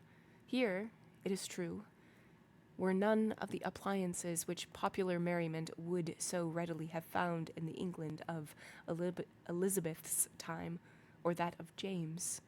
No rude shows of a theatrical kind, no minstrel with his harp and legendary ballad, nor gleeman with an ape dancing to his music, no juggler with his tricks of mimic witchcraft, no Merry Andrew to stir up the multitude with jests, perhaps hundreds of years old, but still affected by their appeals to the very broadest sources of mirthful sympathy. All such professors of the several branches of jocularity would have been sternly repressed, not only by the rigid discipline of law, but by the general sentiment which gives law its vitality. Not the less, however, the great, honest face of the people smiled, grimly, perhaps, but widely, too. Nor were sports wanting, such as the colonists had witnessed and shared in long ago at the country fairs and in the village greens of England, and which it was thought well to keep alive on this new soil, for the sake of the courage and manliness that were essential in them. Wrestling matches, in the different fashions of Cornwall and Devonshire, were seen here and there about the marketplace. In one corner, there was a friendly bout of quarterstaff, and, what attracted most interest of all, on the platform of the pillory, already so noted in our pages, 2 masters of defense were commencing in exhibition with the buckler and broadsword. But, much to the disappointment of the crowd, this latter business was broken off by the interposition of the town beadle, who had no idea of permitting the majesty of the law to be violated by such an abuse of one of its consecrated places. It may not be too much to affirm, on the whole, the people being then in the first stages of joyless deportment, and the offspring of sires who had known how to be merry in their day, that they would compare favorably in point of holiday-keeping with their descendants, even at so long an interval as ourselves. Their immediate posterity, the generation next to the early emigrants, were the blackest shade of Puritanism, and so darkened the national visage with it, that all the subsequent years have not sufficed to clear it up. We have yet to learn again the forgotten art of gaiety. The picture of human life in the marketplace, though its general tint was the sad gray, brown, or black of the English emigrants, was yet enlivened by some diversity of hue. A party of Indians, in their finery of curiously embroidered deerskin robes, wampum belts, red and yellow ochre and feathers, and armed with the bows and arrows and stone-headed spear, stood apart, with countenances of inflexible gravity beyond what even the Puritan aspect could attain. Nor wild as these painted barbarians were, they the wildest feature of the scene. This distinction could more justly be claimed by some mariners, a part of the crew of the vessel from the Spanish Main, who had come ashore to see the humors of Election Day. They were rough-looking desperadoes, with sun-blackened faces and an immensity of beard. Their wide, short trousers were confined about the waist of belts, often clasped with a rough plate of gold, and sustaining always a long knife and, in some instances, a sword. From beneath their broad-brimmed hats of palm leaf gleamed eyes which, even in good nature and merriment, had a kind of animal ferocity. They transgressed, without fear or scruple, the rules of behavior that were binding on all others, smoking tobacco under the beetle's very nose, although each whiff could have cost a townsman a shilling, and quaffing, at their pleasure, draughts of wine or aquavitae from pocket flasks, which they freely tendered to the gaping crowd around them. It remarkably characterized the incomplete morality of the age, rigid, as we call it, that a license was allowed the seafaring class, not merely for their freaks on shore, but for far more desperate deeds on their proper element. The sailor of that day would go near to be arraigned as a pirate in our own. There could be little doubt, for instance, that this very ship's crew, though no unfavorable specimens of the nautical brotherhood, had been guilty, as we should phrase it, of depredations on the Spanish commerce, such as would have periled all their necks in the modern court of justice. But the sea, in those old times, heaved, swelled, and foamed very much at its own will, or subject only to the tempestuous wind, with hardly any attempts at regulation by human law. The buccaneer on the wave might relinquish his calling and become at once, if he chose, a man of probity and piety on land. Nor, even in the full career of his reckless life, was he regarded as the personage with whom it was disreputable to traffic, or casually associate. Thus, the Puritan elders, in their black cloaks, starched bands, and steeple-crowned hats, smiled not unbenignantly at the clamor and rude deportment of these jolly seafaring men, and it excited neither surprise nor animadversion when so reputable a citizen as old Roger Chillingworth, the physician, was seen to enter the marketplace in close and familiar talk with the commander of the questionable vessel. The latter was by far the most showy and gallant figure, so far as apparel went, anywhere to be seen among the multitude. He wore a profusion of ribbons on his garment, and gold lace on his hat, which was also encircled by a gold chain and surmounted with a feather. There was a sword at his side, and a sword cut on his forehead, which, by the arrangement of his hair, he seemed anxious rather to display than hide. A landsman could hardly have worn this garb and shown his face, and worn and shown them both with such a galliard air, without undergoing stern question before a magistrate, and probably incurring fine or imprisonment, or perhaps an exhibition in the stocks. As regarded the shipmaster, however, all was looked upon as pertaining to the character, as to a fish his glistening scales.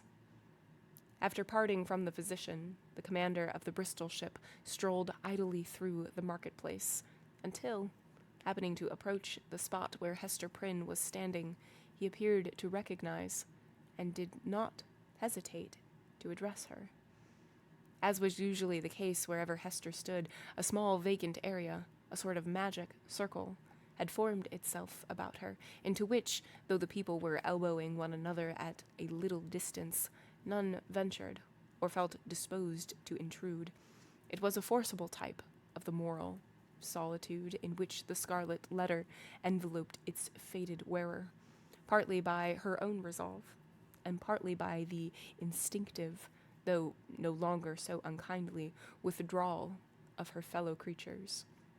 Now, if never before, it answered a good purpose, by enabling Hester and the seaman to speak together without risk of being overheard, and so changed was Hester Prynne's repute before the public, and the matron in town most eminent for rigid morality could not have held such intercourse with less result of scandal than herself. "So, mistress," said the mariner, "I must bid thee seaward. Make ready for one more berth than you bargained for.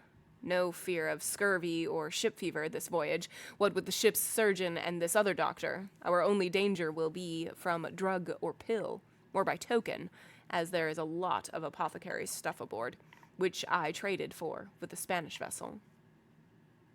"What mean you?" Hester startled more than she permitted to appear. "Have you another passenger?" "Why, know you not," cried the shipmaster, "that this physician here, Chillingworth, he calls himself, is minded to try my cabin fare with you? Aye, you must have known it, for he tells me he is in your party, and a close friend to the gentleman you spoke of. He that is in peril from these sour old Puritan rulers." "They know each other well, indeed," replied Hester with a mien of calmness, though in the utmost consternation. "They have long dwelt together."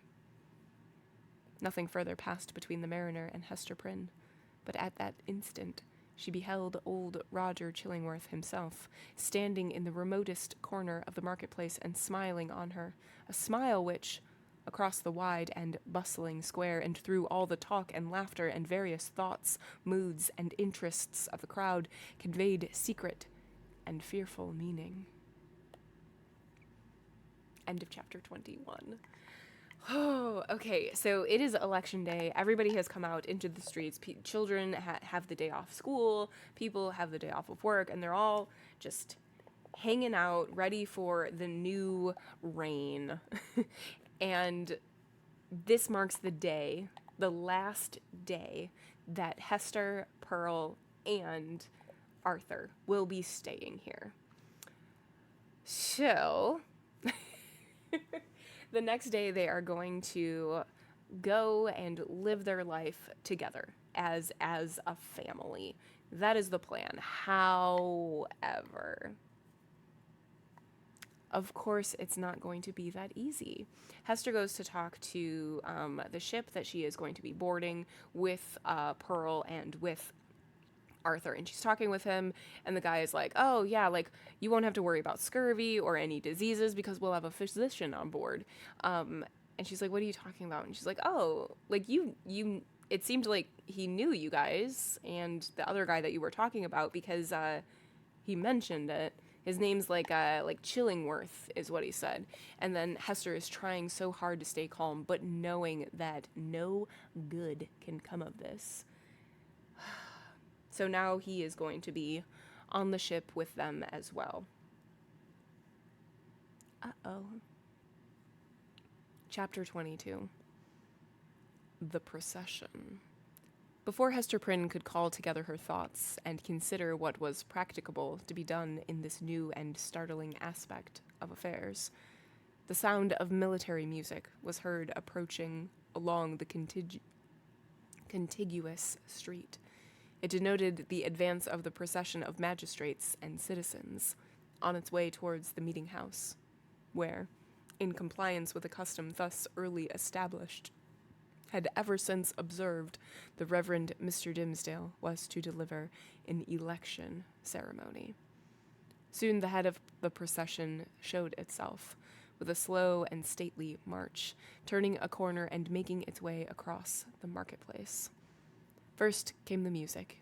It comprised a variety of instruments, perhaps perfectly adapted to one another, and played with no great skill, but yet attaining the great object for which the harmony of drum and clarion addresses itself to the multitude, that of imparting a higher and more heroic air to the scene of life that passes before the eye. Little Pearl at first clapped her hands, but then lost, for an instant, the restless agitation that had kept her in a continual effervescence throughout the morning. She gazed silently, and seemed to be borne upward, like a floating seabird, on the long heaves and swells of sound.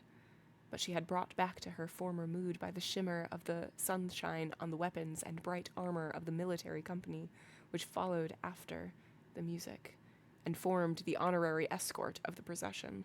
This body of soldiery, which still sustains a corporate existence and marches down from past ages with an ancient and honorable fame, was composed of no mercenary materials.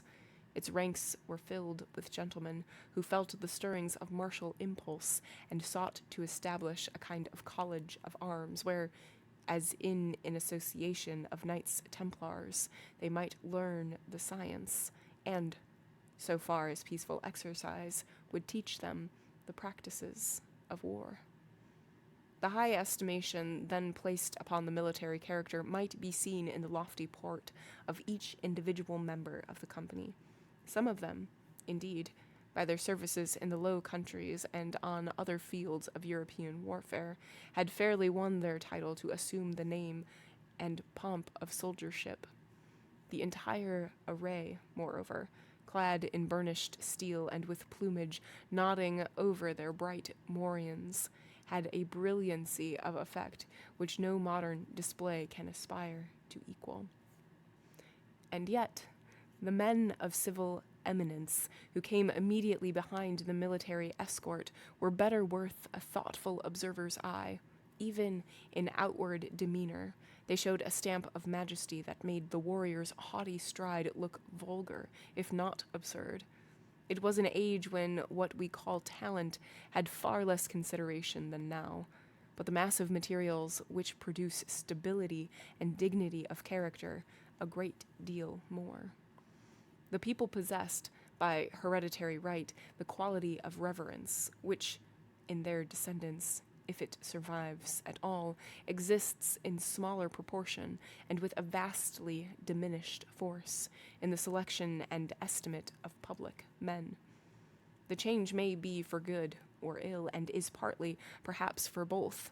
In that old day, the English settler on these rude shores, having left king, nobles, and all degrees of awful rank behind, while still the faculty and necessity of reverence were strong in him, bestowed it on the white hair and venerable brow of age, on long-tried integrity, on solid wisdom and sad-colored experience, on endowments of that grave and weighty order which gives the idea of permanence and comes under the general definition of respectability.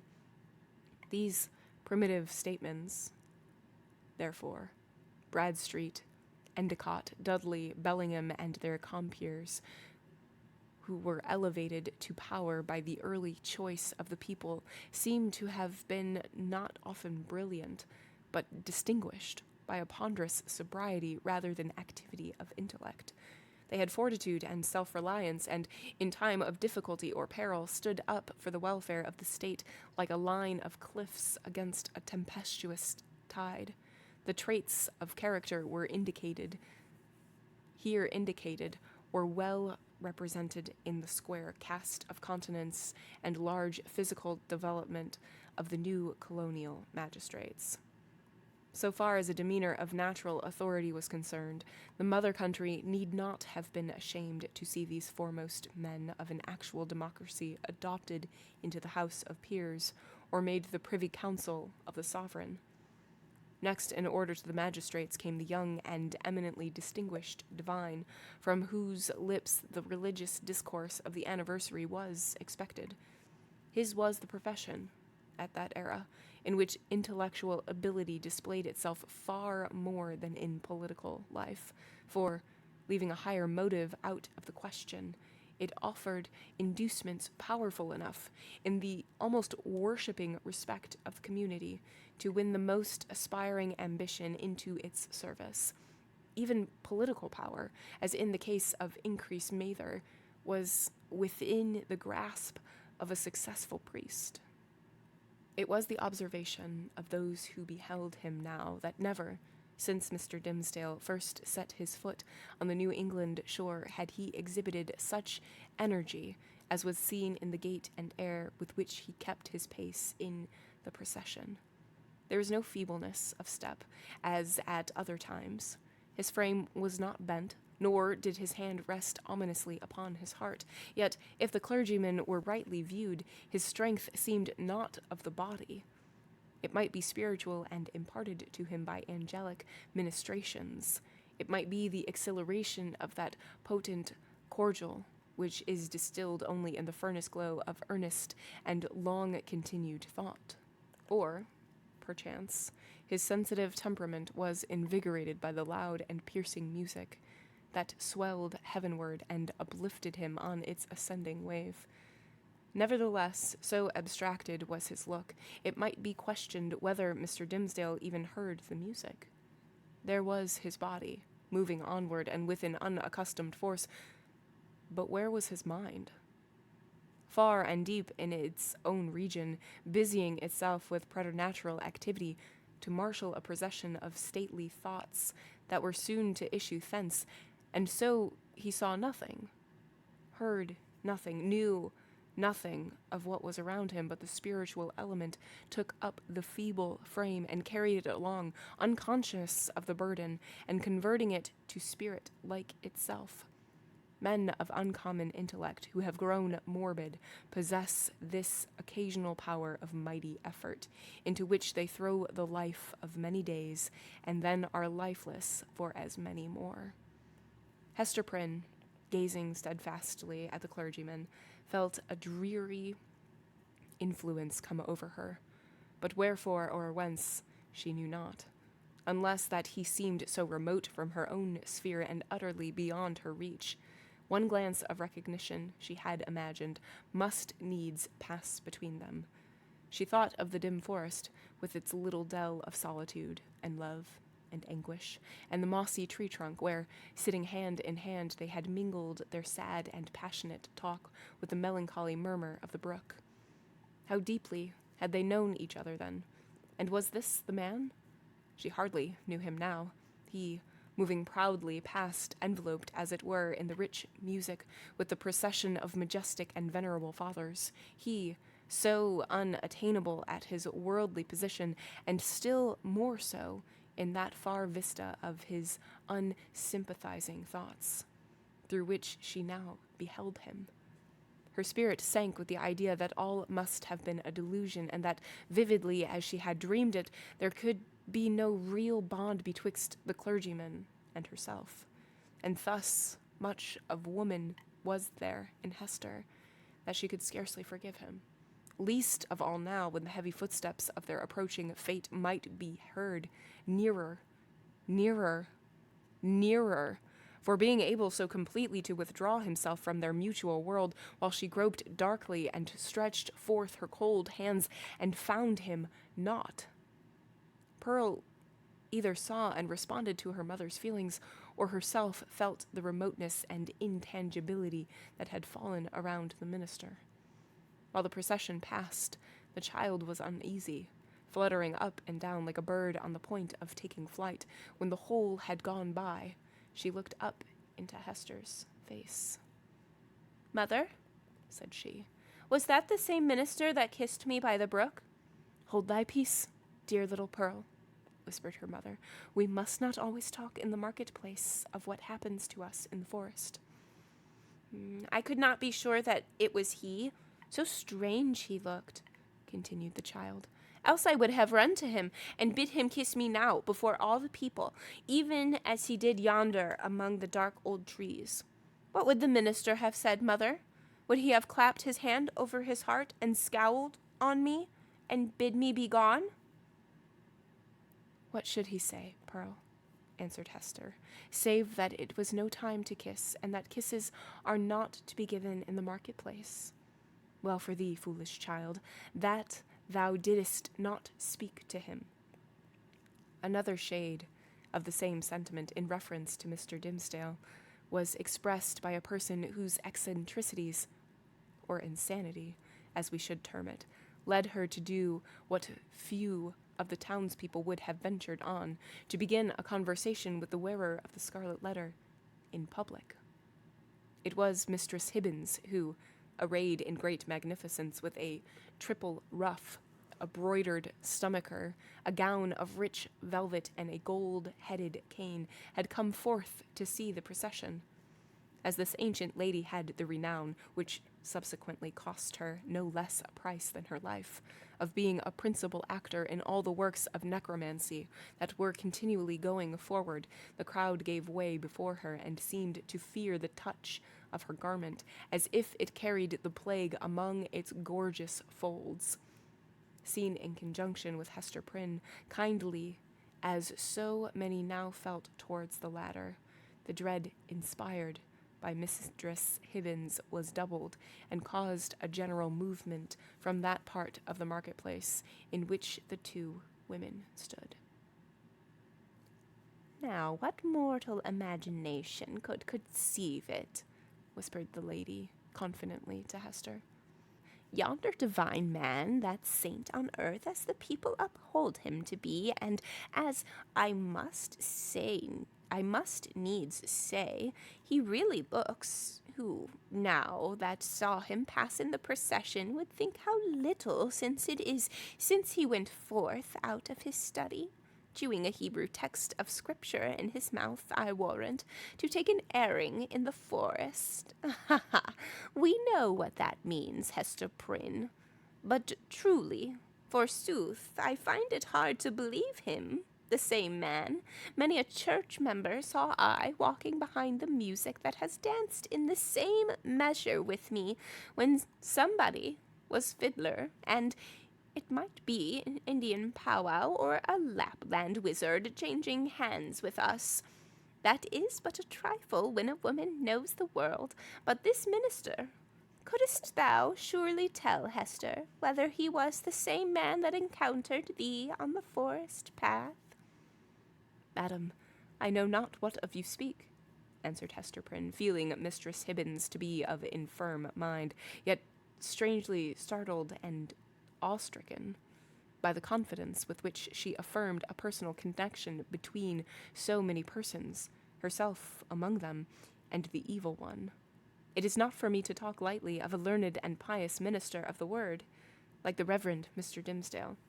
Fie, woman, fie, cried the old lady, shaking her finger at Hester. Dost thou think I have been to the forest so many times, and have yet no skill to judge? Who else has been there?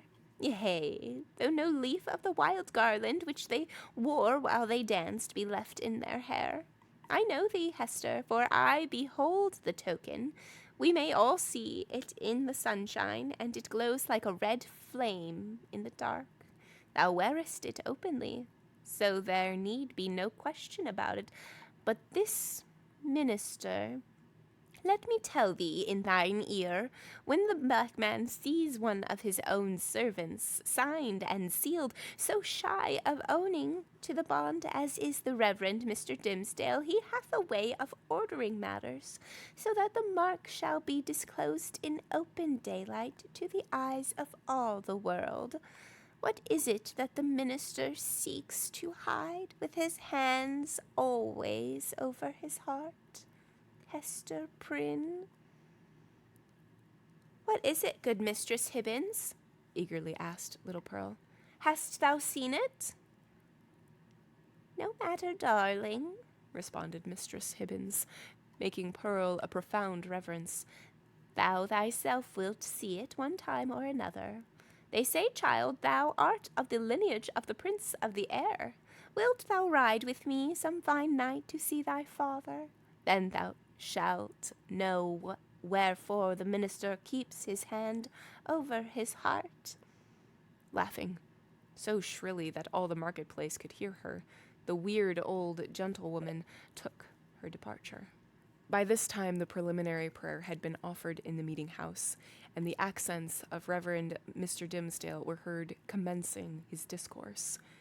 An irresistible feeling kept Hester near the spot, as the sacred edifice was too much thronged to admit another auditor. She took up her position close beside the scaffold of the pillory. It was in sufficient proximity to bring the whole sermon to her ears in the shape of an indistinct but varied murmur and flow of the minister's very peculiar voice. This vocal organ was in itself a rich endowment, insomuch that a listener, comprehending nothing of the language in which the preacher spoke, might still have been swayed to and fro by the mere tone and cadence. Like all other music, it breathed passion and pathos, and emotions high or tender in a tongue native to a human heart, wherever educated. Muffled as the sound was by its passage through the church walls, Hester Prynne listened with such intenseness and sympathized so intimately that the sermon had throughout a meaning for her, entirely apart from its indistinguishable words. These, perhaps, if more distinctly heard, might have been only a grosser medium and have clogged the spiritual sense. Now she caught the low undertone, as of the wind sinking down to repose itself, then ascend with it as it rose through progressive gradations of sweetness and power, until its volume seemed to envelope her with an atmosphere of awe and solemn grandeur. And yet, majestic as the voice sometimes became, there was forever in it an essential character of plaintiveness, a loud or low expression of anguish, the whisper, or the shriek, as it might be conceived, of suffering humanity that touched a sensibility in every bosom. At times, This deep strain of pathos was all that could be heard, and scarcely heard, sighing amid a desolate silence. But even when the minister's voice grew high and commanding, when it gushed irrepressibly upward, when it assumed its utmost breadth and power, so overfilling the church as to burst its way through the solid walls and diffuse itself in the open air, still, if the auditor listened intently, and for the purpose, he could detect the same cry of pain. What was it? The complaint of a human heart, sorrow-laden, perchance guilty, telling its secret, whether of guilt or sorrow, to the great heart of mankind, beseeching its sympathy or forgiveness at every moment, in each accent, and never in vain. It was this profound and continual undertone that gave the clergyman his most appropriate power. During all this time, Hester stood, statue-like, at the foot of the scaffold. In the minister's voice, if the minister's voice had not kept her there would nevertheless have been an inevitable magnetism in that spot, whence she dated the first hour of her life of ignominy. There was a sense within her, too, ill-defined to be made a thought, but weighing heavily on her mind, that her whole orb of life, both before and after, was connected with this spot, as with the one point that gave it unity. Little Pearl, meanwhile, had quitted her mother's side and was playing at her own will about the marketplace. She made the somber crowd cheerful by her erratic and glistening ray, even as a bird of bright plumage illuminates a whole tree of dusky foliage by darting to and fro, half seen and half concealed amid the twilight of the clustering leaves. She had an undulating, but oftentimes a sharp and irregular movement. It indicated the restless vivacity of her spirit, which today was doubly indefatigable in its tiptoe dance, because it was played upon and vibrated with her mother's disquietude. Whenever Pearl saw anything to excite her ever-active and wandering curiosity, she flew thitherward and, as we might say, seized upon that man or thing as her own property, so far as she desired it, but without yielding the minutest degree of control over her motions in requital. The Puritans looked on, and, if they smiled, were none the less inclined to pronounce the child a demon offspring, from the indescribable charm of beauty and eccentricity that shone through her little figure, and sparkled with its activity. She ran and looked the wild Indian in the face, and he grew conscious of a nature wilder than his own. Thence, with native audacity, but still with a reserve as characteristic, she flew into the midst of a group of mariners, the swarthy-cheeked wild men of the ocean, as the Indians were of the land, and they gazed wonderingly and admiringly at Pearl, as if a flake of the sea foam had taken the shape of a little maid, and were gifted with a soul of the sea fire that flashes beneath the prow of the nighttime. One of these seafaring men, the shipmaster, indeed, who had spoken to Hester Prynne, was so smitten with Pearl's aspect that he attempted to lay hands upon her, with purpose to snatch a kiss. Finding it as impossible to touch her as to catch a hummingbird in the air, he took from his hat the gold chain that was twisted about it and threw it to the child. Pearl immediately twined it around her neck and waist with such happy skill that, once seen there, it became a part of her, and it was difficult to imagine her without it. "Thy mother is yonder woman with the Scarlet Letter," said the seaman. "Wilt thou carry her a message from me?" "If the message pleases me, I will," answered Pearl. "Then tell her," rejoined he, "that I spake again with the black-a-visage, humped-shouldered old doctor, and he engages to bring his friend, the gentleman she wots of, aboard with him. So let thy mother take no thought save for herself and thee. Wilt thou tell her this, thou witch-baby?" "Mistress Hibbins says my father is the prince of the air," cried Pearl, with a naughty smile. "If thou callest me that ill name, I shall tell him of thee, and he will chase thy ship with a tempest." Pursuing a zigzag horse across the marketplace, the child returned to her mother and communicated what the mariner had said. Hester's strong, calm, steadfastly enduring spirit almost sank at last on beholding this dark and grim countenance of an inevitable doom, which, at the moment when a passage seemed to open for the minister and herself out of their labyrinth of misery, showed itself with an unrelenting smile right in the midst of their path. With her mind harassed by the terrible perplexity in which the shipmaster's intelligence involved her, she was also subjected to another trial. There were many people present from the country round about who had often heard of the Scarlet Letter, and to whom it had been made terrific by 100 false or exaggerated rumors, but who had never beheld it with their own bodily eyes. These, after exhausting other modes of amusement, now thronged about Hester Prynne with rude and boorish intrusiveness. Unscrupulous as it was, however, it could not bring them nearer than a circuit of several yards. At that distance they accordingly stood, fixed there by the centrifugal force of the repugnance which the mystic symbol inspired. The whole gang of sailors, likewise, observing the press of spectators and learning the purport of the Scarlet Letter, came and thrust their sunburnt and desperado-looking faces into the ring. Even the Indians were affected by a sort of cold shadow of the white man's curiosity, and, gliding through the crowd, fastened their snake-like black eyes on Hester's bosom, conceiving perhaps that the wearer of this brilliantly embroidered badge must needs be a personage of high dignity among her people. Lastly, the inhabitants of the town, their own interest in this worn-out subject languidly reviving itself by sympathy with what they saw others feel, lounged idly to the same quarter and tormented Hester Prynne, perhaps more than all the rest, with their cool, well-acquainted gaze at her familiar shame.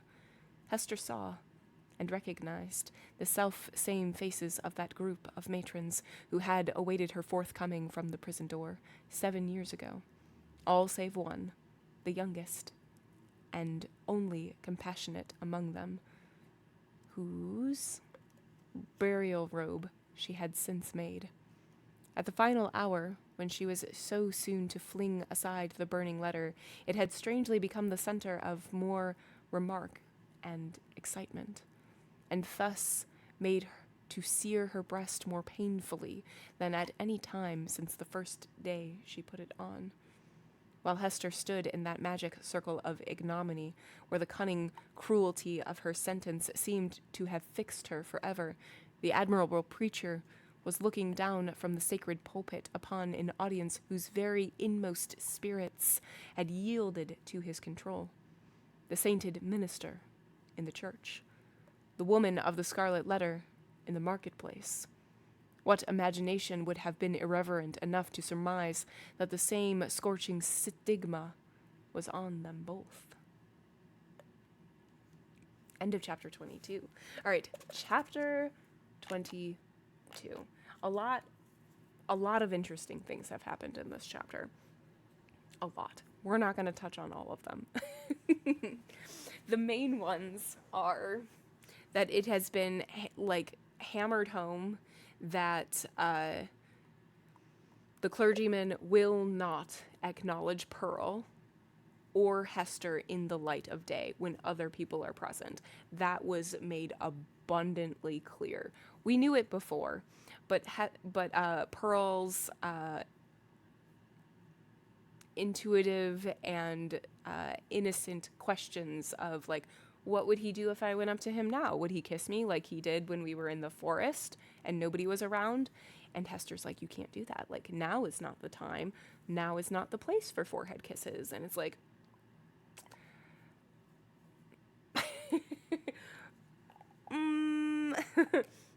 And so what Pearl already knew, Hester is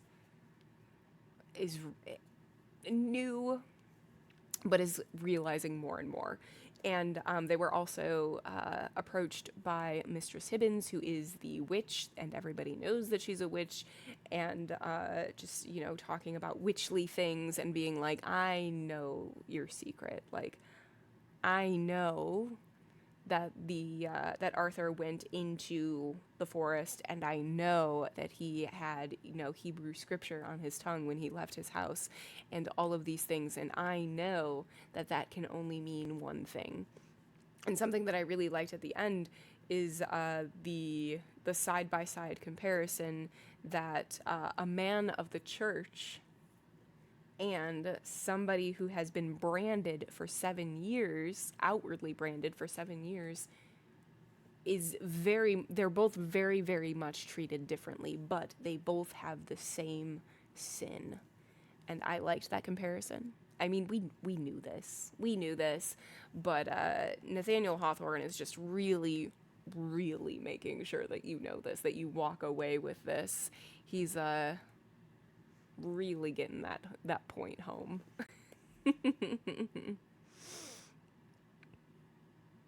And that's where the chapter ended. And I just really like Pearl. I like her as a character. I think she's very interesting. All right, chapter 23. We only have 2 more chapters, which means we're gonna finish today. I didn't want to say it early, just in case we weren't going to, but we're gonna do it. We're gonna do it to it. Let's. Chapter 23. The revelation of the Scarlet Letter. The eloquent voice on which the souls of the listening audience had been borne aloft, as on the swelling waves of the sea, at length came to a pause. There was a momentary silence, profound as what should follow the utterance of oracles. Then ensued a murmur and half-hushed tumult, as if the auditors, released from the high spell that had transported them into the region of another's mind, were returning into themselves, with all their awe and wonder still heavy on them. In a moment more, the crowd began to gush forth from the doors of the church. Now that there was an end, they needed other breath, more fit to support the gross and earthly life into which they relapsed, than that atmosphere which the preacher had converted into words of flame and had burdened with the rich fragrance of his thought. In the open air, their rapture broke into speech. The street and the marketplace absolutely babbled from side to side with applauses of the minister. His hearers could not rest until they had told one another of what each knew better than he could tell or hear. According to their united testimony, never had man spoken in so wise, so high, and so holy a spirit as he that spake this day, nor had inspiration ever breathed through the mortal lips more evidently than he did through his. Its influence could be seen, as it were, descending upon him and possessing him, and continually lifting him out of the written discourse that lay before him, and filling him with ideas that must have been as marvelous to himself as to his audience. His subject, it appeared, had been the relation between the deity and the communities of mankind, with a special reference to the New England which they were here planting in the wilderness. And, as he drew towards the close, a spirit as of prophecy had come upon him, constraining him to its purpose as mightily as the old prophets of Israel were constrained, only with this difference, that, whereas the Jewish seers had denounced judgments and ruin on their country, it was his mission to foretell a high and glorious destiny for the newly gathered people of the Lord. But throughout it all, and through the whole discourse, there had been a certain deep, sad undertone of pathos, which could not be interpreted otherwise than as the natural regret of one soon to pass away. Yes, their minister whom they so loved, and who so loved them all, that he could not depart heavenward without a sigh, had the foreboding of untimely death upon him, and would soon leave them in their tears. This idea of his transitory stay on earth gave the last emphasis to the effect which the preacher had produced. It was as if an angel, in his passage to the skies, had shaken his bright wings over the people for an instant, at once a shadow and a splendor, and had shed down a shower of golden truths upon them. Thus, there had come to the Reverend Mr. Dimmesdale, as to most men, in their varied spheres, though seldom recognized until they see it far behind them, an epoch of life more brilliant and full of triumph than any previous one, or than any which could hereafter be. He stood, at this moment, on the very proudest eminence of superiority, to which the gifts of intellect, rich lore, prevailing eloquence, and a reputation of widest sanctity could exalt a clergyman in New England's earliest days, when the professional character was of itself a lofty pedestal. Such was the position which the minister occupied as he bowed his head forward on the cushions of the pulpit at the close of his election sermon. Meanwhile, Hester Prynne was standing beside the scaffold of the pillory, with the Scarlet Letter still burning on her. Now was heard again the clangor of the music and the measured tramp of the military escort issuing from the church door. The procession was to be marshaled thence to the town hall, where a solemn banquet would complete the ceremonies of the day. Once more, therefore, the train of venerable and majestic fathers was seen moving through a broad pathway of the people, who drew back reverently on either side as the governor and magistrates, the old and wise men, the holy ministers, and all that were eminent and renowned, advanced in the midst of them. When they were fairly in the marketplace, their presence was greeted by a shout. This, though doubtless it might acquire additional force and volume from the childlike loyalty which the age awarded to its rulers, was felt to be an irrepressible outburst of enthusiasm, kindled in the auditors by that high strain of eloquence which was yet reverberated in their ears. Each felt the impulse in himself, and, in the same breath, caught it from his neighbor. Within the church, it had hardly been kept down. Beneath the sky, it pealed upward to the zenith. There were human beings enough, and enough of highly wrought and symphonious feeling to produce that more impressive sound than the organ tones of the blast, or the thunder, or the roar of the sea. Even that mighty swell of many voices, blended into one great voice by the universal impulse which makes likewise one vast heart out of the many. Never, from the soil of New England, had gone up in such a shout. Never, on New England soil, had stood a man so honored by his mortal brethren as the preacher. How fared it with him then? Were there not the brilliant particles of a halo in the air about his head? So etherealized by spirit as he was, and so apotheosized by worshipping admirers, did his footsteps in the procession really tread upon the dust of earth? As the ranks of military men and civil fathers moved onward, all eyes were turned towards the point where the minister was seen to approach among them. The shout died into a murmur, as one portion of the crowd after another obtained a glimpse of him. How feeble and pale he looked amid all his triumph, the energy, or say, rather, the inspiration which had held him up until he should have delivered the sacred message that brought its own strength along with it from heaven, was withdrawn, now that it had so faithfully performed its office. The glow, which they had just before beheld burning on his cheek, was extinguished, like a flame that sinks down hopelessly among the late decaying embers. It seemed hardly the face of a man alive, with such a death-like hue.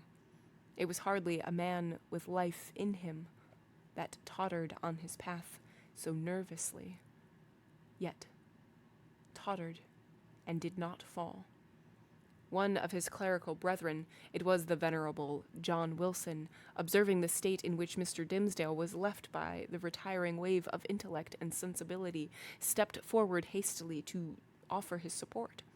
The minister tremulously but decidedly repelled the old man's arm. He still walked onward in that movement, if that movement could be so described, which rather resembled the wavering effort of an infant, with its mother's arms in view outstretched to tempt him forward. And now, almost imperceptible as were the latter steps of his progress, he had come opposite the well-remembered and weather-darkened scaffold where, long since, with all that dreary lapse of time between, Hester Prynne had encountered the world's ignominious stare. There stood Hester, holding little Pearl by the hand, and there was the Scarlet Letter on her breast. The minister here made a pause, although the music still played the stately and rejoicing march to which the procession moved. It summoned him onward to the festival. But here he made a pause.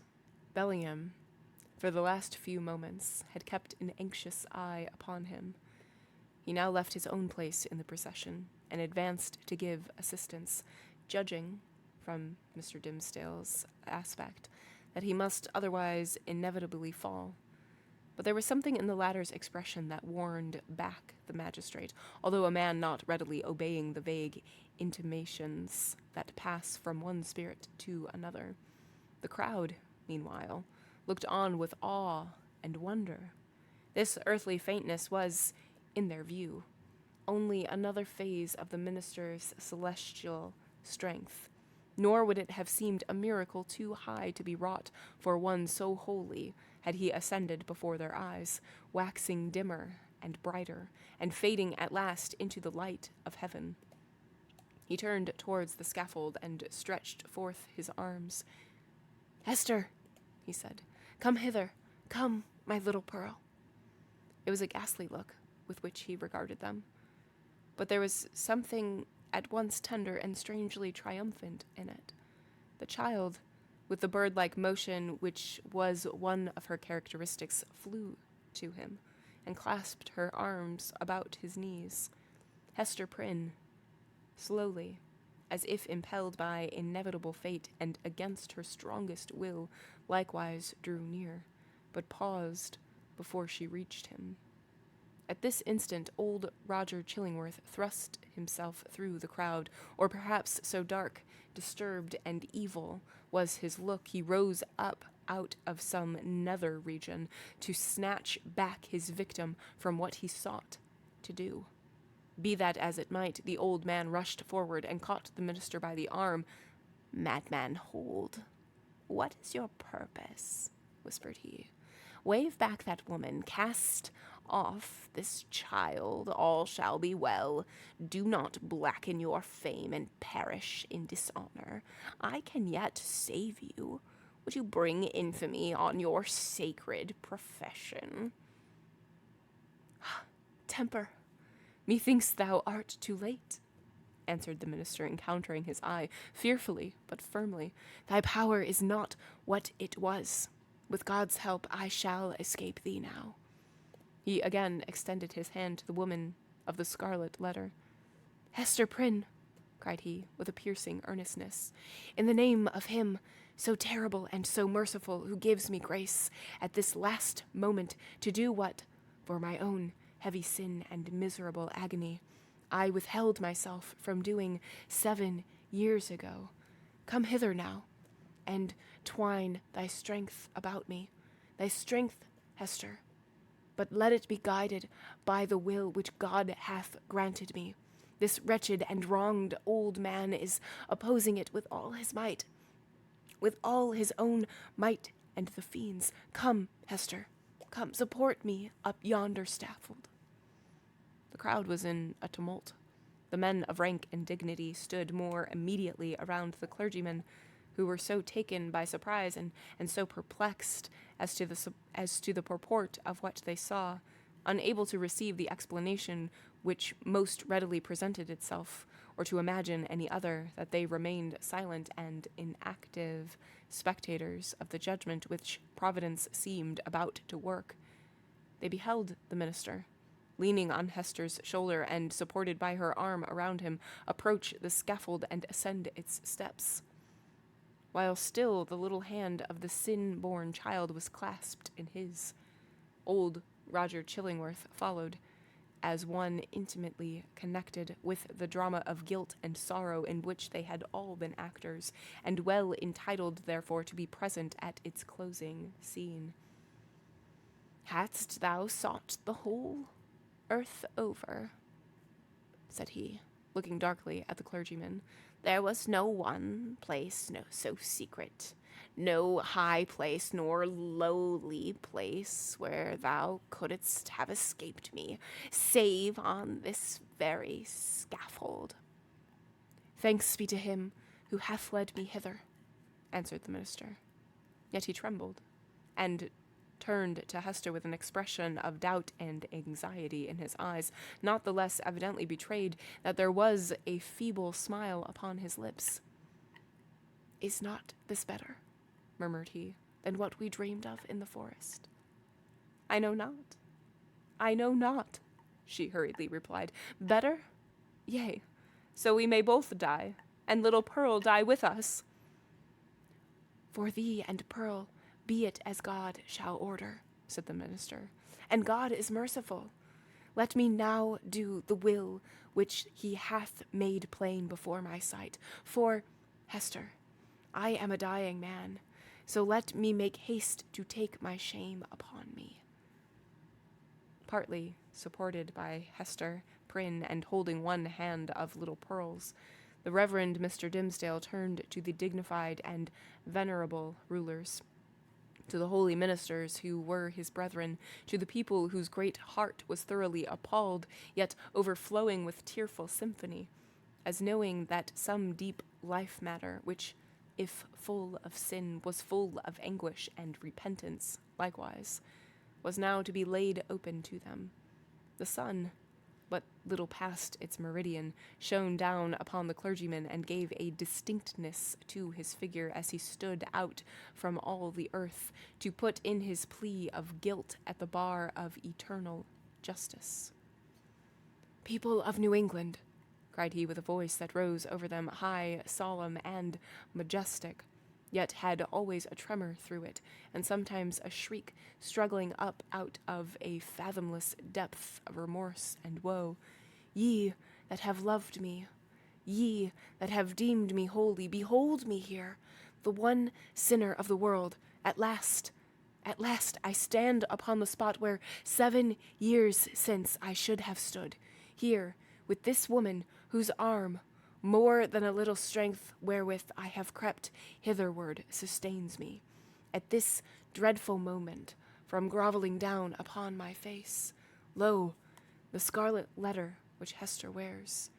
Ye have all shuddered at it. Wherever her walk hath been, wherever so miserably burdened she may have hoped to find repose, it hath cast a lurid gleam of awe and horrible repugnance round about her. But there stood one in the midst of you, at whose brand of sin and infamy ye have not shuddered." It seems at this point as if the minister must leave the remainder of his secret undisclosed, but he fought back the bodily weakness and, still more, the faintness of heart that was striving for the mastery with him. He threw off all assistance and stepped passionately forward a pace before the woman and the child. "It was on him," he continued with a kind of fierceness, so determined was he to speak out the whole. "God's eye beheld it. The angels were forever pointing at it. The devil knew it well and fretted it continually with the touch of his burning finger, but he held it cunningly from men, and walked among you with the mien of a spirit, mournful because so pure in a sinful world, and sad because he missed his heavenly kindred. Now at the death hour he stands up before you. He bids you look again at Hester's Scarlet Letter. He tells you that, with all its mysterious horror, it is but the shadow of what he bears on his own breast, and that even this, his own.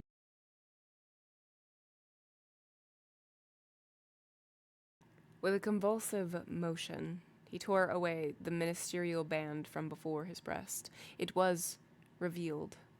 But it were irreverent to describe that revelation. For an instant, the gaze of the horror-stricken multitude was centered on the ghastly miracle, while the minister stood with a flush of triumph in his face, as one who, in the crisis of acutest pain, had won a victory.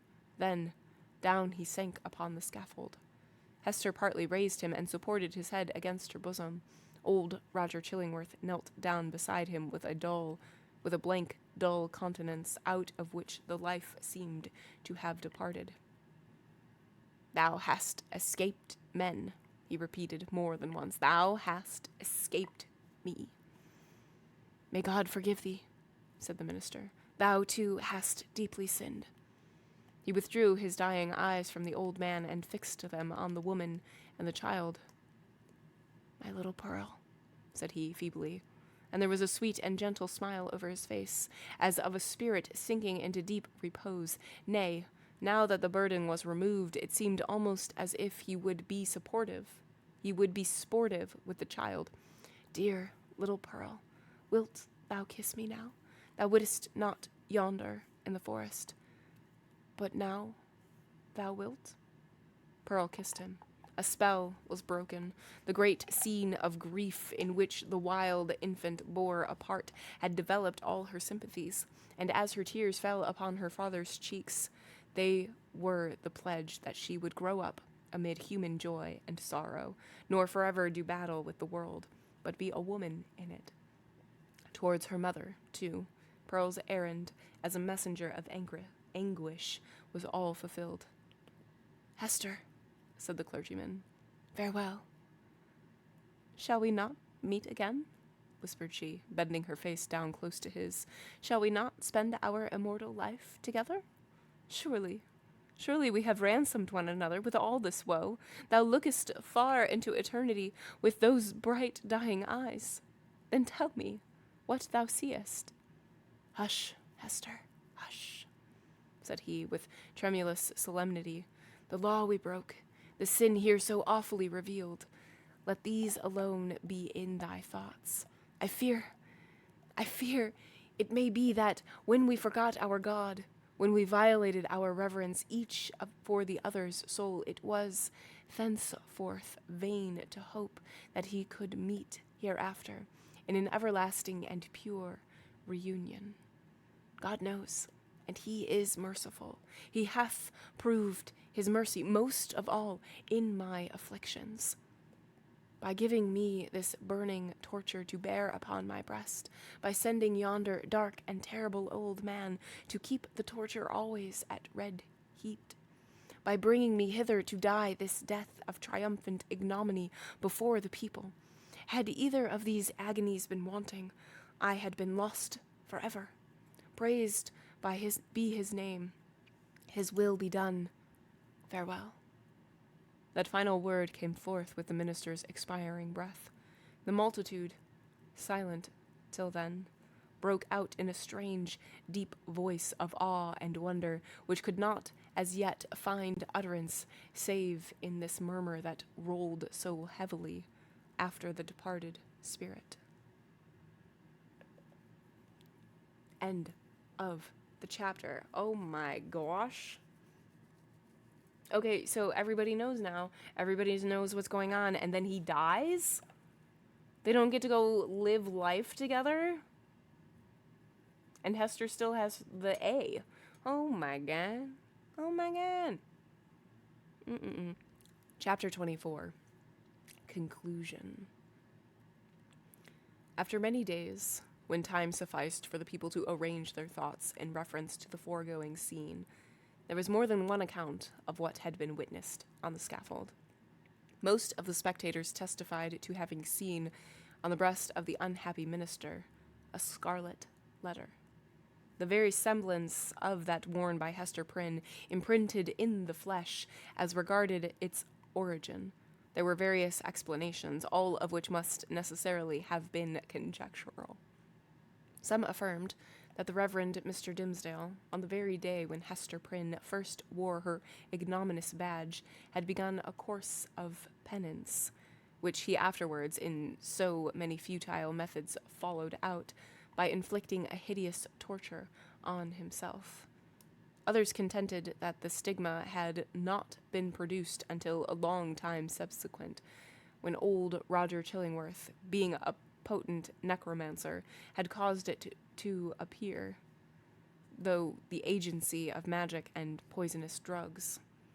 Others, again, and those best able to appreciate the minister's peculiar sensibility and the wonderful operation of his spirit upon the body, whispered their belief that the awful symbol was the effect of the ever-active tooth of remorse, gnawing from the inmost heart inwardly, and at last manifesting heaven's dreadful judgment by the visible presence of the letter. The reader may choose among the theories. We have thrown all the light we could acquire upon the portent, and would gladly, now that it has done its office, erase its deep print out of our own brain, where long meditation has fixed it in very undesirable distinctness. It is singular, nevertheless, that certain persons who were spectators of the whole scene had professed never once to have removed their eyes from the Reverend Mr. Dimmesdale, denied that there was any mark whatever on his chest, more than on a newborn infant's. Neither, by their report, had his dying words acknowledged, nor even remotely implied, the slightest connection on his part with the guilt for which Hester Prynne had so long worn the scarlet letter.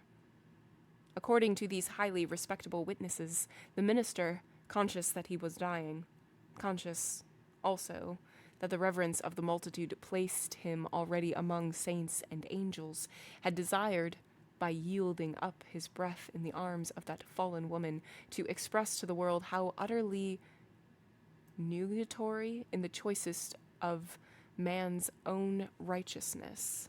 After exhausting life in his efforts for mankind's spiritual good, he had made the manner of his death a parable, in order to impress on his admirers the mighty and mournful lesson that, in the view of infinite purity, we are sinners all alike.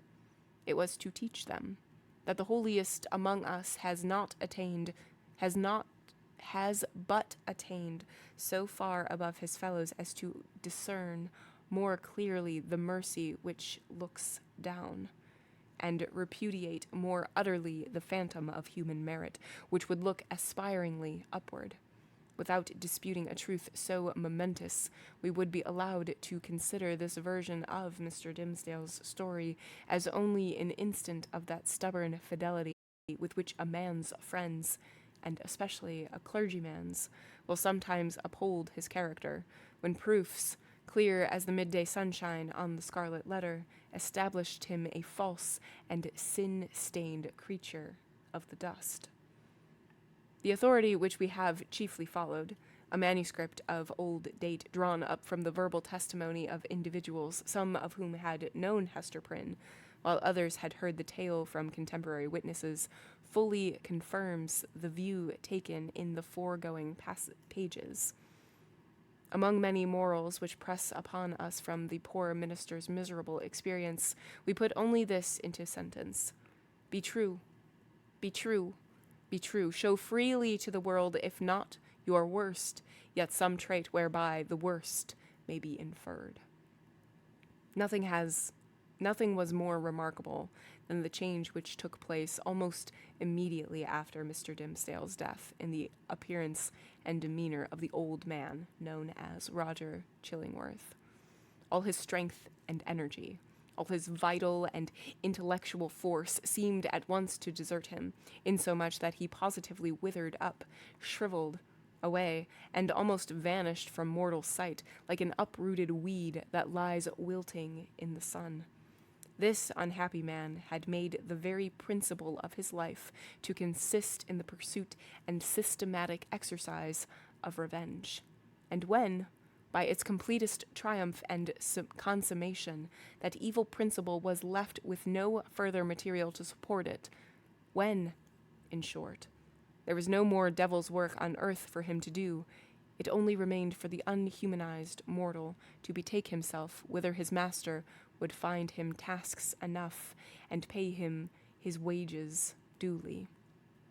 But to all these shadowy beings, so long our near acquaintances, as well Roger Chillingworth as his companions, we would fain be merciful.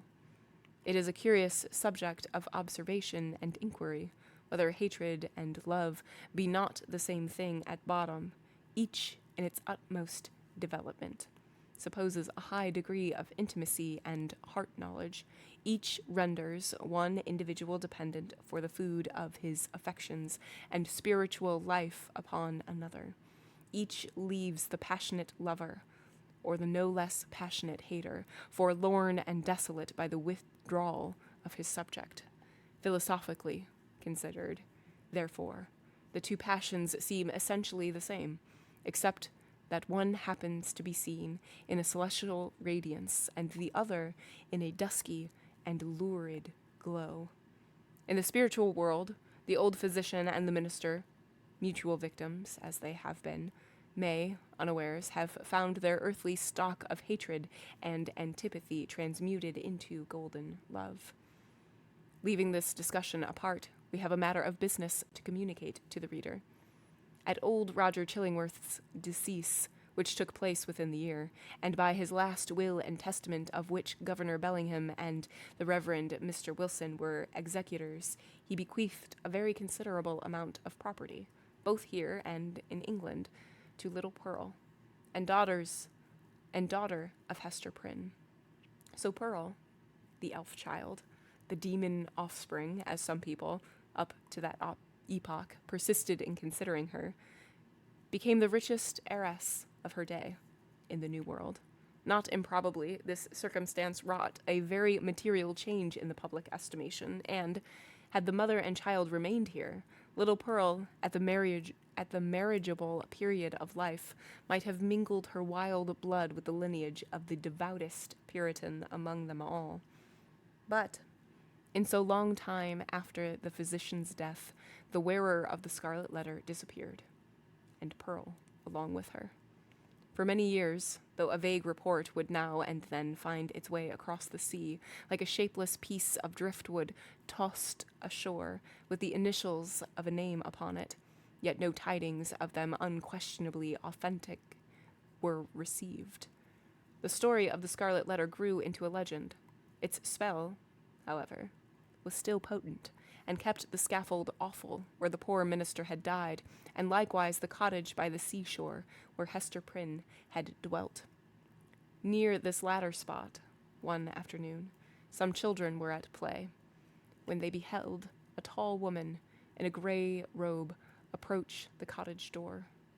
In all those years, it had never once been opened, but either she unlocked it, or the decaying wood and iron yielded to her hand, or she glided shadow-like through these impediments, and, at all events, went in. On the threshold she paused, turned partly round, for perchance the idea of entering all alone, and all so changed the home of so intense a former life, was more dreary and desolate than even she could bear. But her hesitation was only for an instant, though long enough to display a scarlet letter on her breast. And Hester Prynne had returned, and taken up her long-forsaken shame. But where was little Pearl?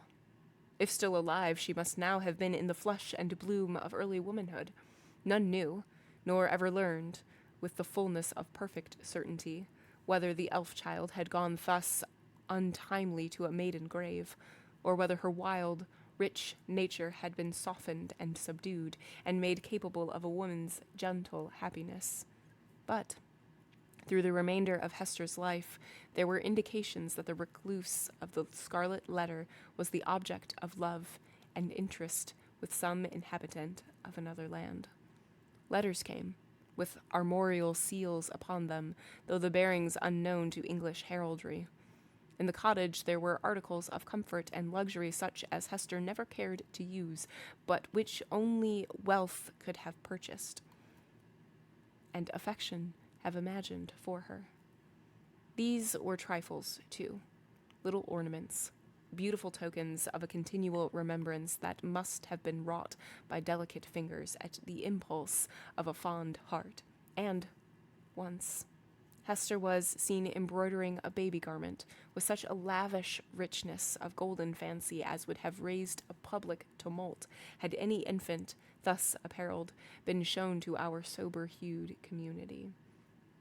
In fine, the gossips of that day believed, and Mr. Surveyor Pugh, who made investigations a century later, believed, and one of his recent successors in office, moreover, faithfully believes, that Pearl was not only alive, but married, and happy, and mindful of her mother, and that she would most joyfully have entertained that sad and lonely mother at her fireside. But there was a more real life for Hester Prynne here in New England than in that unknown region where Pearl had found a home. Here had been her sin, here her sorrow, and here was yet to be her penitence.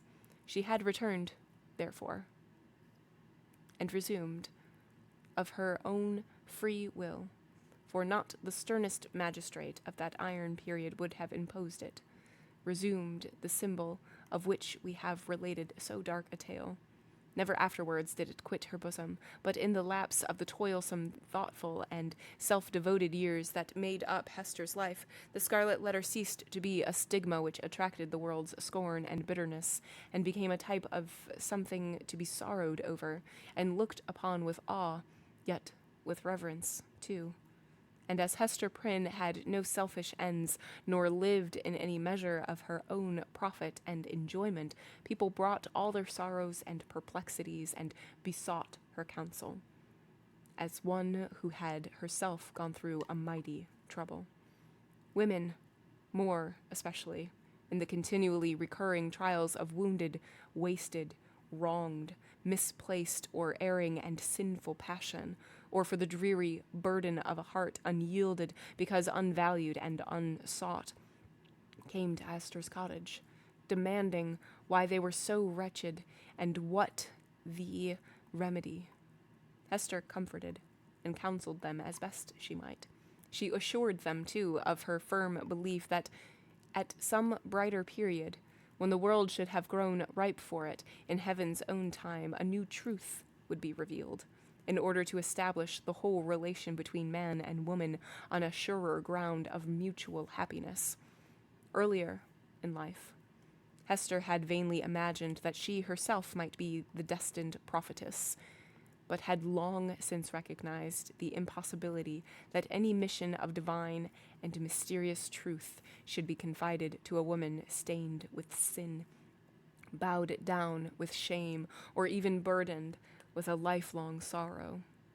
The angel and apostle of the coming revelation must be a woman indeed, but lofty, pure, and beautiful, and wise, moreover, not through dusky grief, but the ethereal medium of joy, and showing how sacred love should make us happy, but the truest test of a life successful to such an end. So said Hester Prynne, and glanced her sad eyes downward at the Scarlet Letter, and, after many, many years, a new grave was delved near an old and sunken one in that burial ground beside which King's Chapel had since been built. It was near that old and sunken grave, yet with a space between, as if the dust of the two sleepers had no right to mingle. Yet, One tombstone served for both. All around, there were monuments carved with armorial bearings, and on this simple slab of slate was the curious investigator, which, as the curious investigator may still discern and perplex himself with the purport, there appeared the semblance of an engraved escutcheon. It bore a device, a herald's wording, of which might serve for a motto and brief description of our now concluded legend. So somber is it, and relieved only by one ever-growing point of light gloomier than the shadow. On a field sable, the letter A gulls. And that is the end. That is the end. We done did it. We finished the book. How did we feel? Do we like it? Do we like this book? Do we like the style of the writing? Do we enjoy the characters? So, are the only good, not the only good. Our main good characters are Hester and Pearl, and then, Arthur is not great. Husband is not great. Nobody else is really great. I do like Mistress Hibbins. I like that she approaches Hester a couple times, and is like, come to the forest. I like her. I think that that's really cool. Yeah, I think the writing is very nice. Very, very descriptive, very, not floral, but along those lines. It's definitely literary. I did like that the last chapter also kind of mirrored the introduction in that it brought it back to being Hawthorne actually talking to us and being this is kind of what happened. This is kind of the wrap up, or at least what we think the wrap up is, because we have gotten these stories written down from conversation. And I think that that is interesting. So we already have multiple iterations that this story has gone through. So who actually knows what really happened and what was changed? It is historical fiction, but it was based on something that happened, and I think that that's kind of cool. I like that. Yeah. But we did it. We finished. Which means we'll be doing a new book. We'll be starting a new book next time. What is that new book? Well, that is determined by our patrons. But yeah, thank you all. We did it. Thank you all so much for being here. As always, it was a pleasure. First of all, it was a pleasure. There we go. Okay. As always, whether you lurk, whether you chat, I 1000% appreciate you. And I 1000% appreciate your support. If I don't see you next time, I hope to see you very soon. Bye.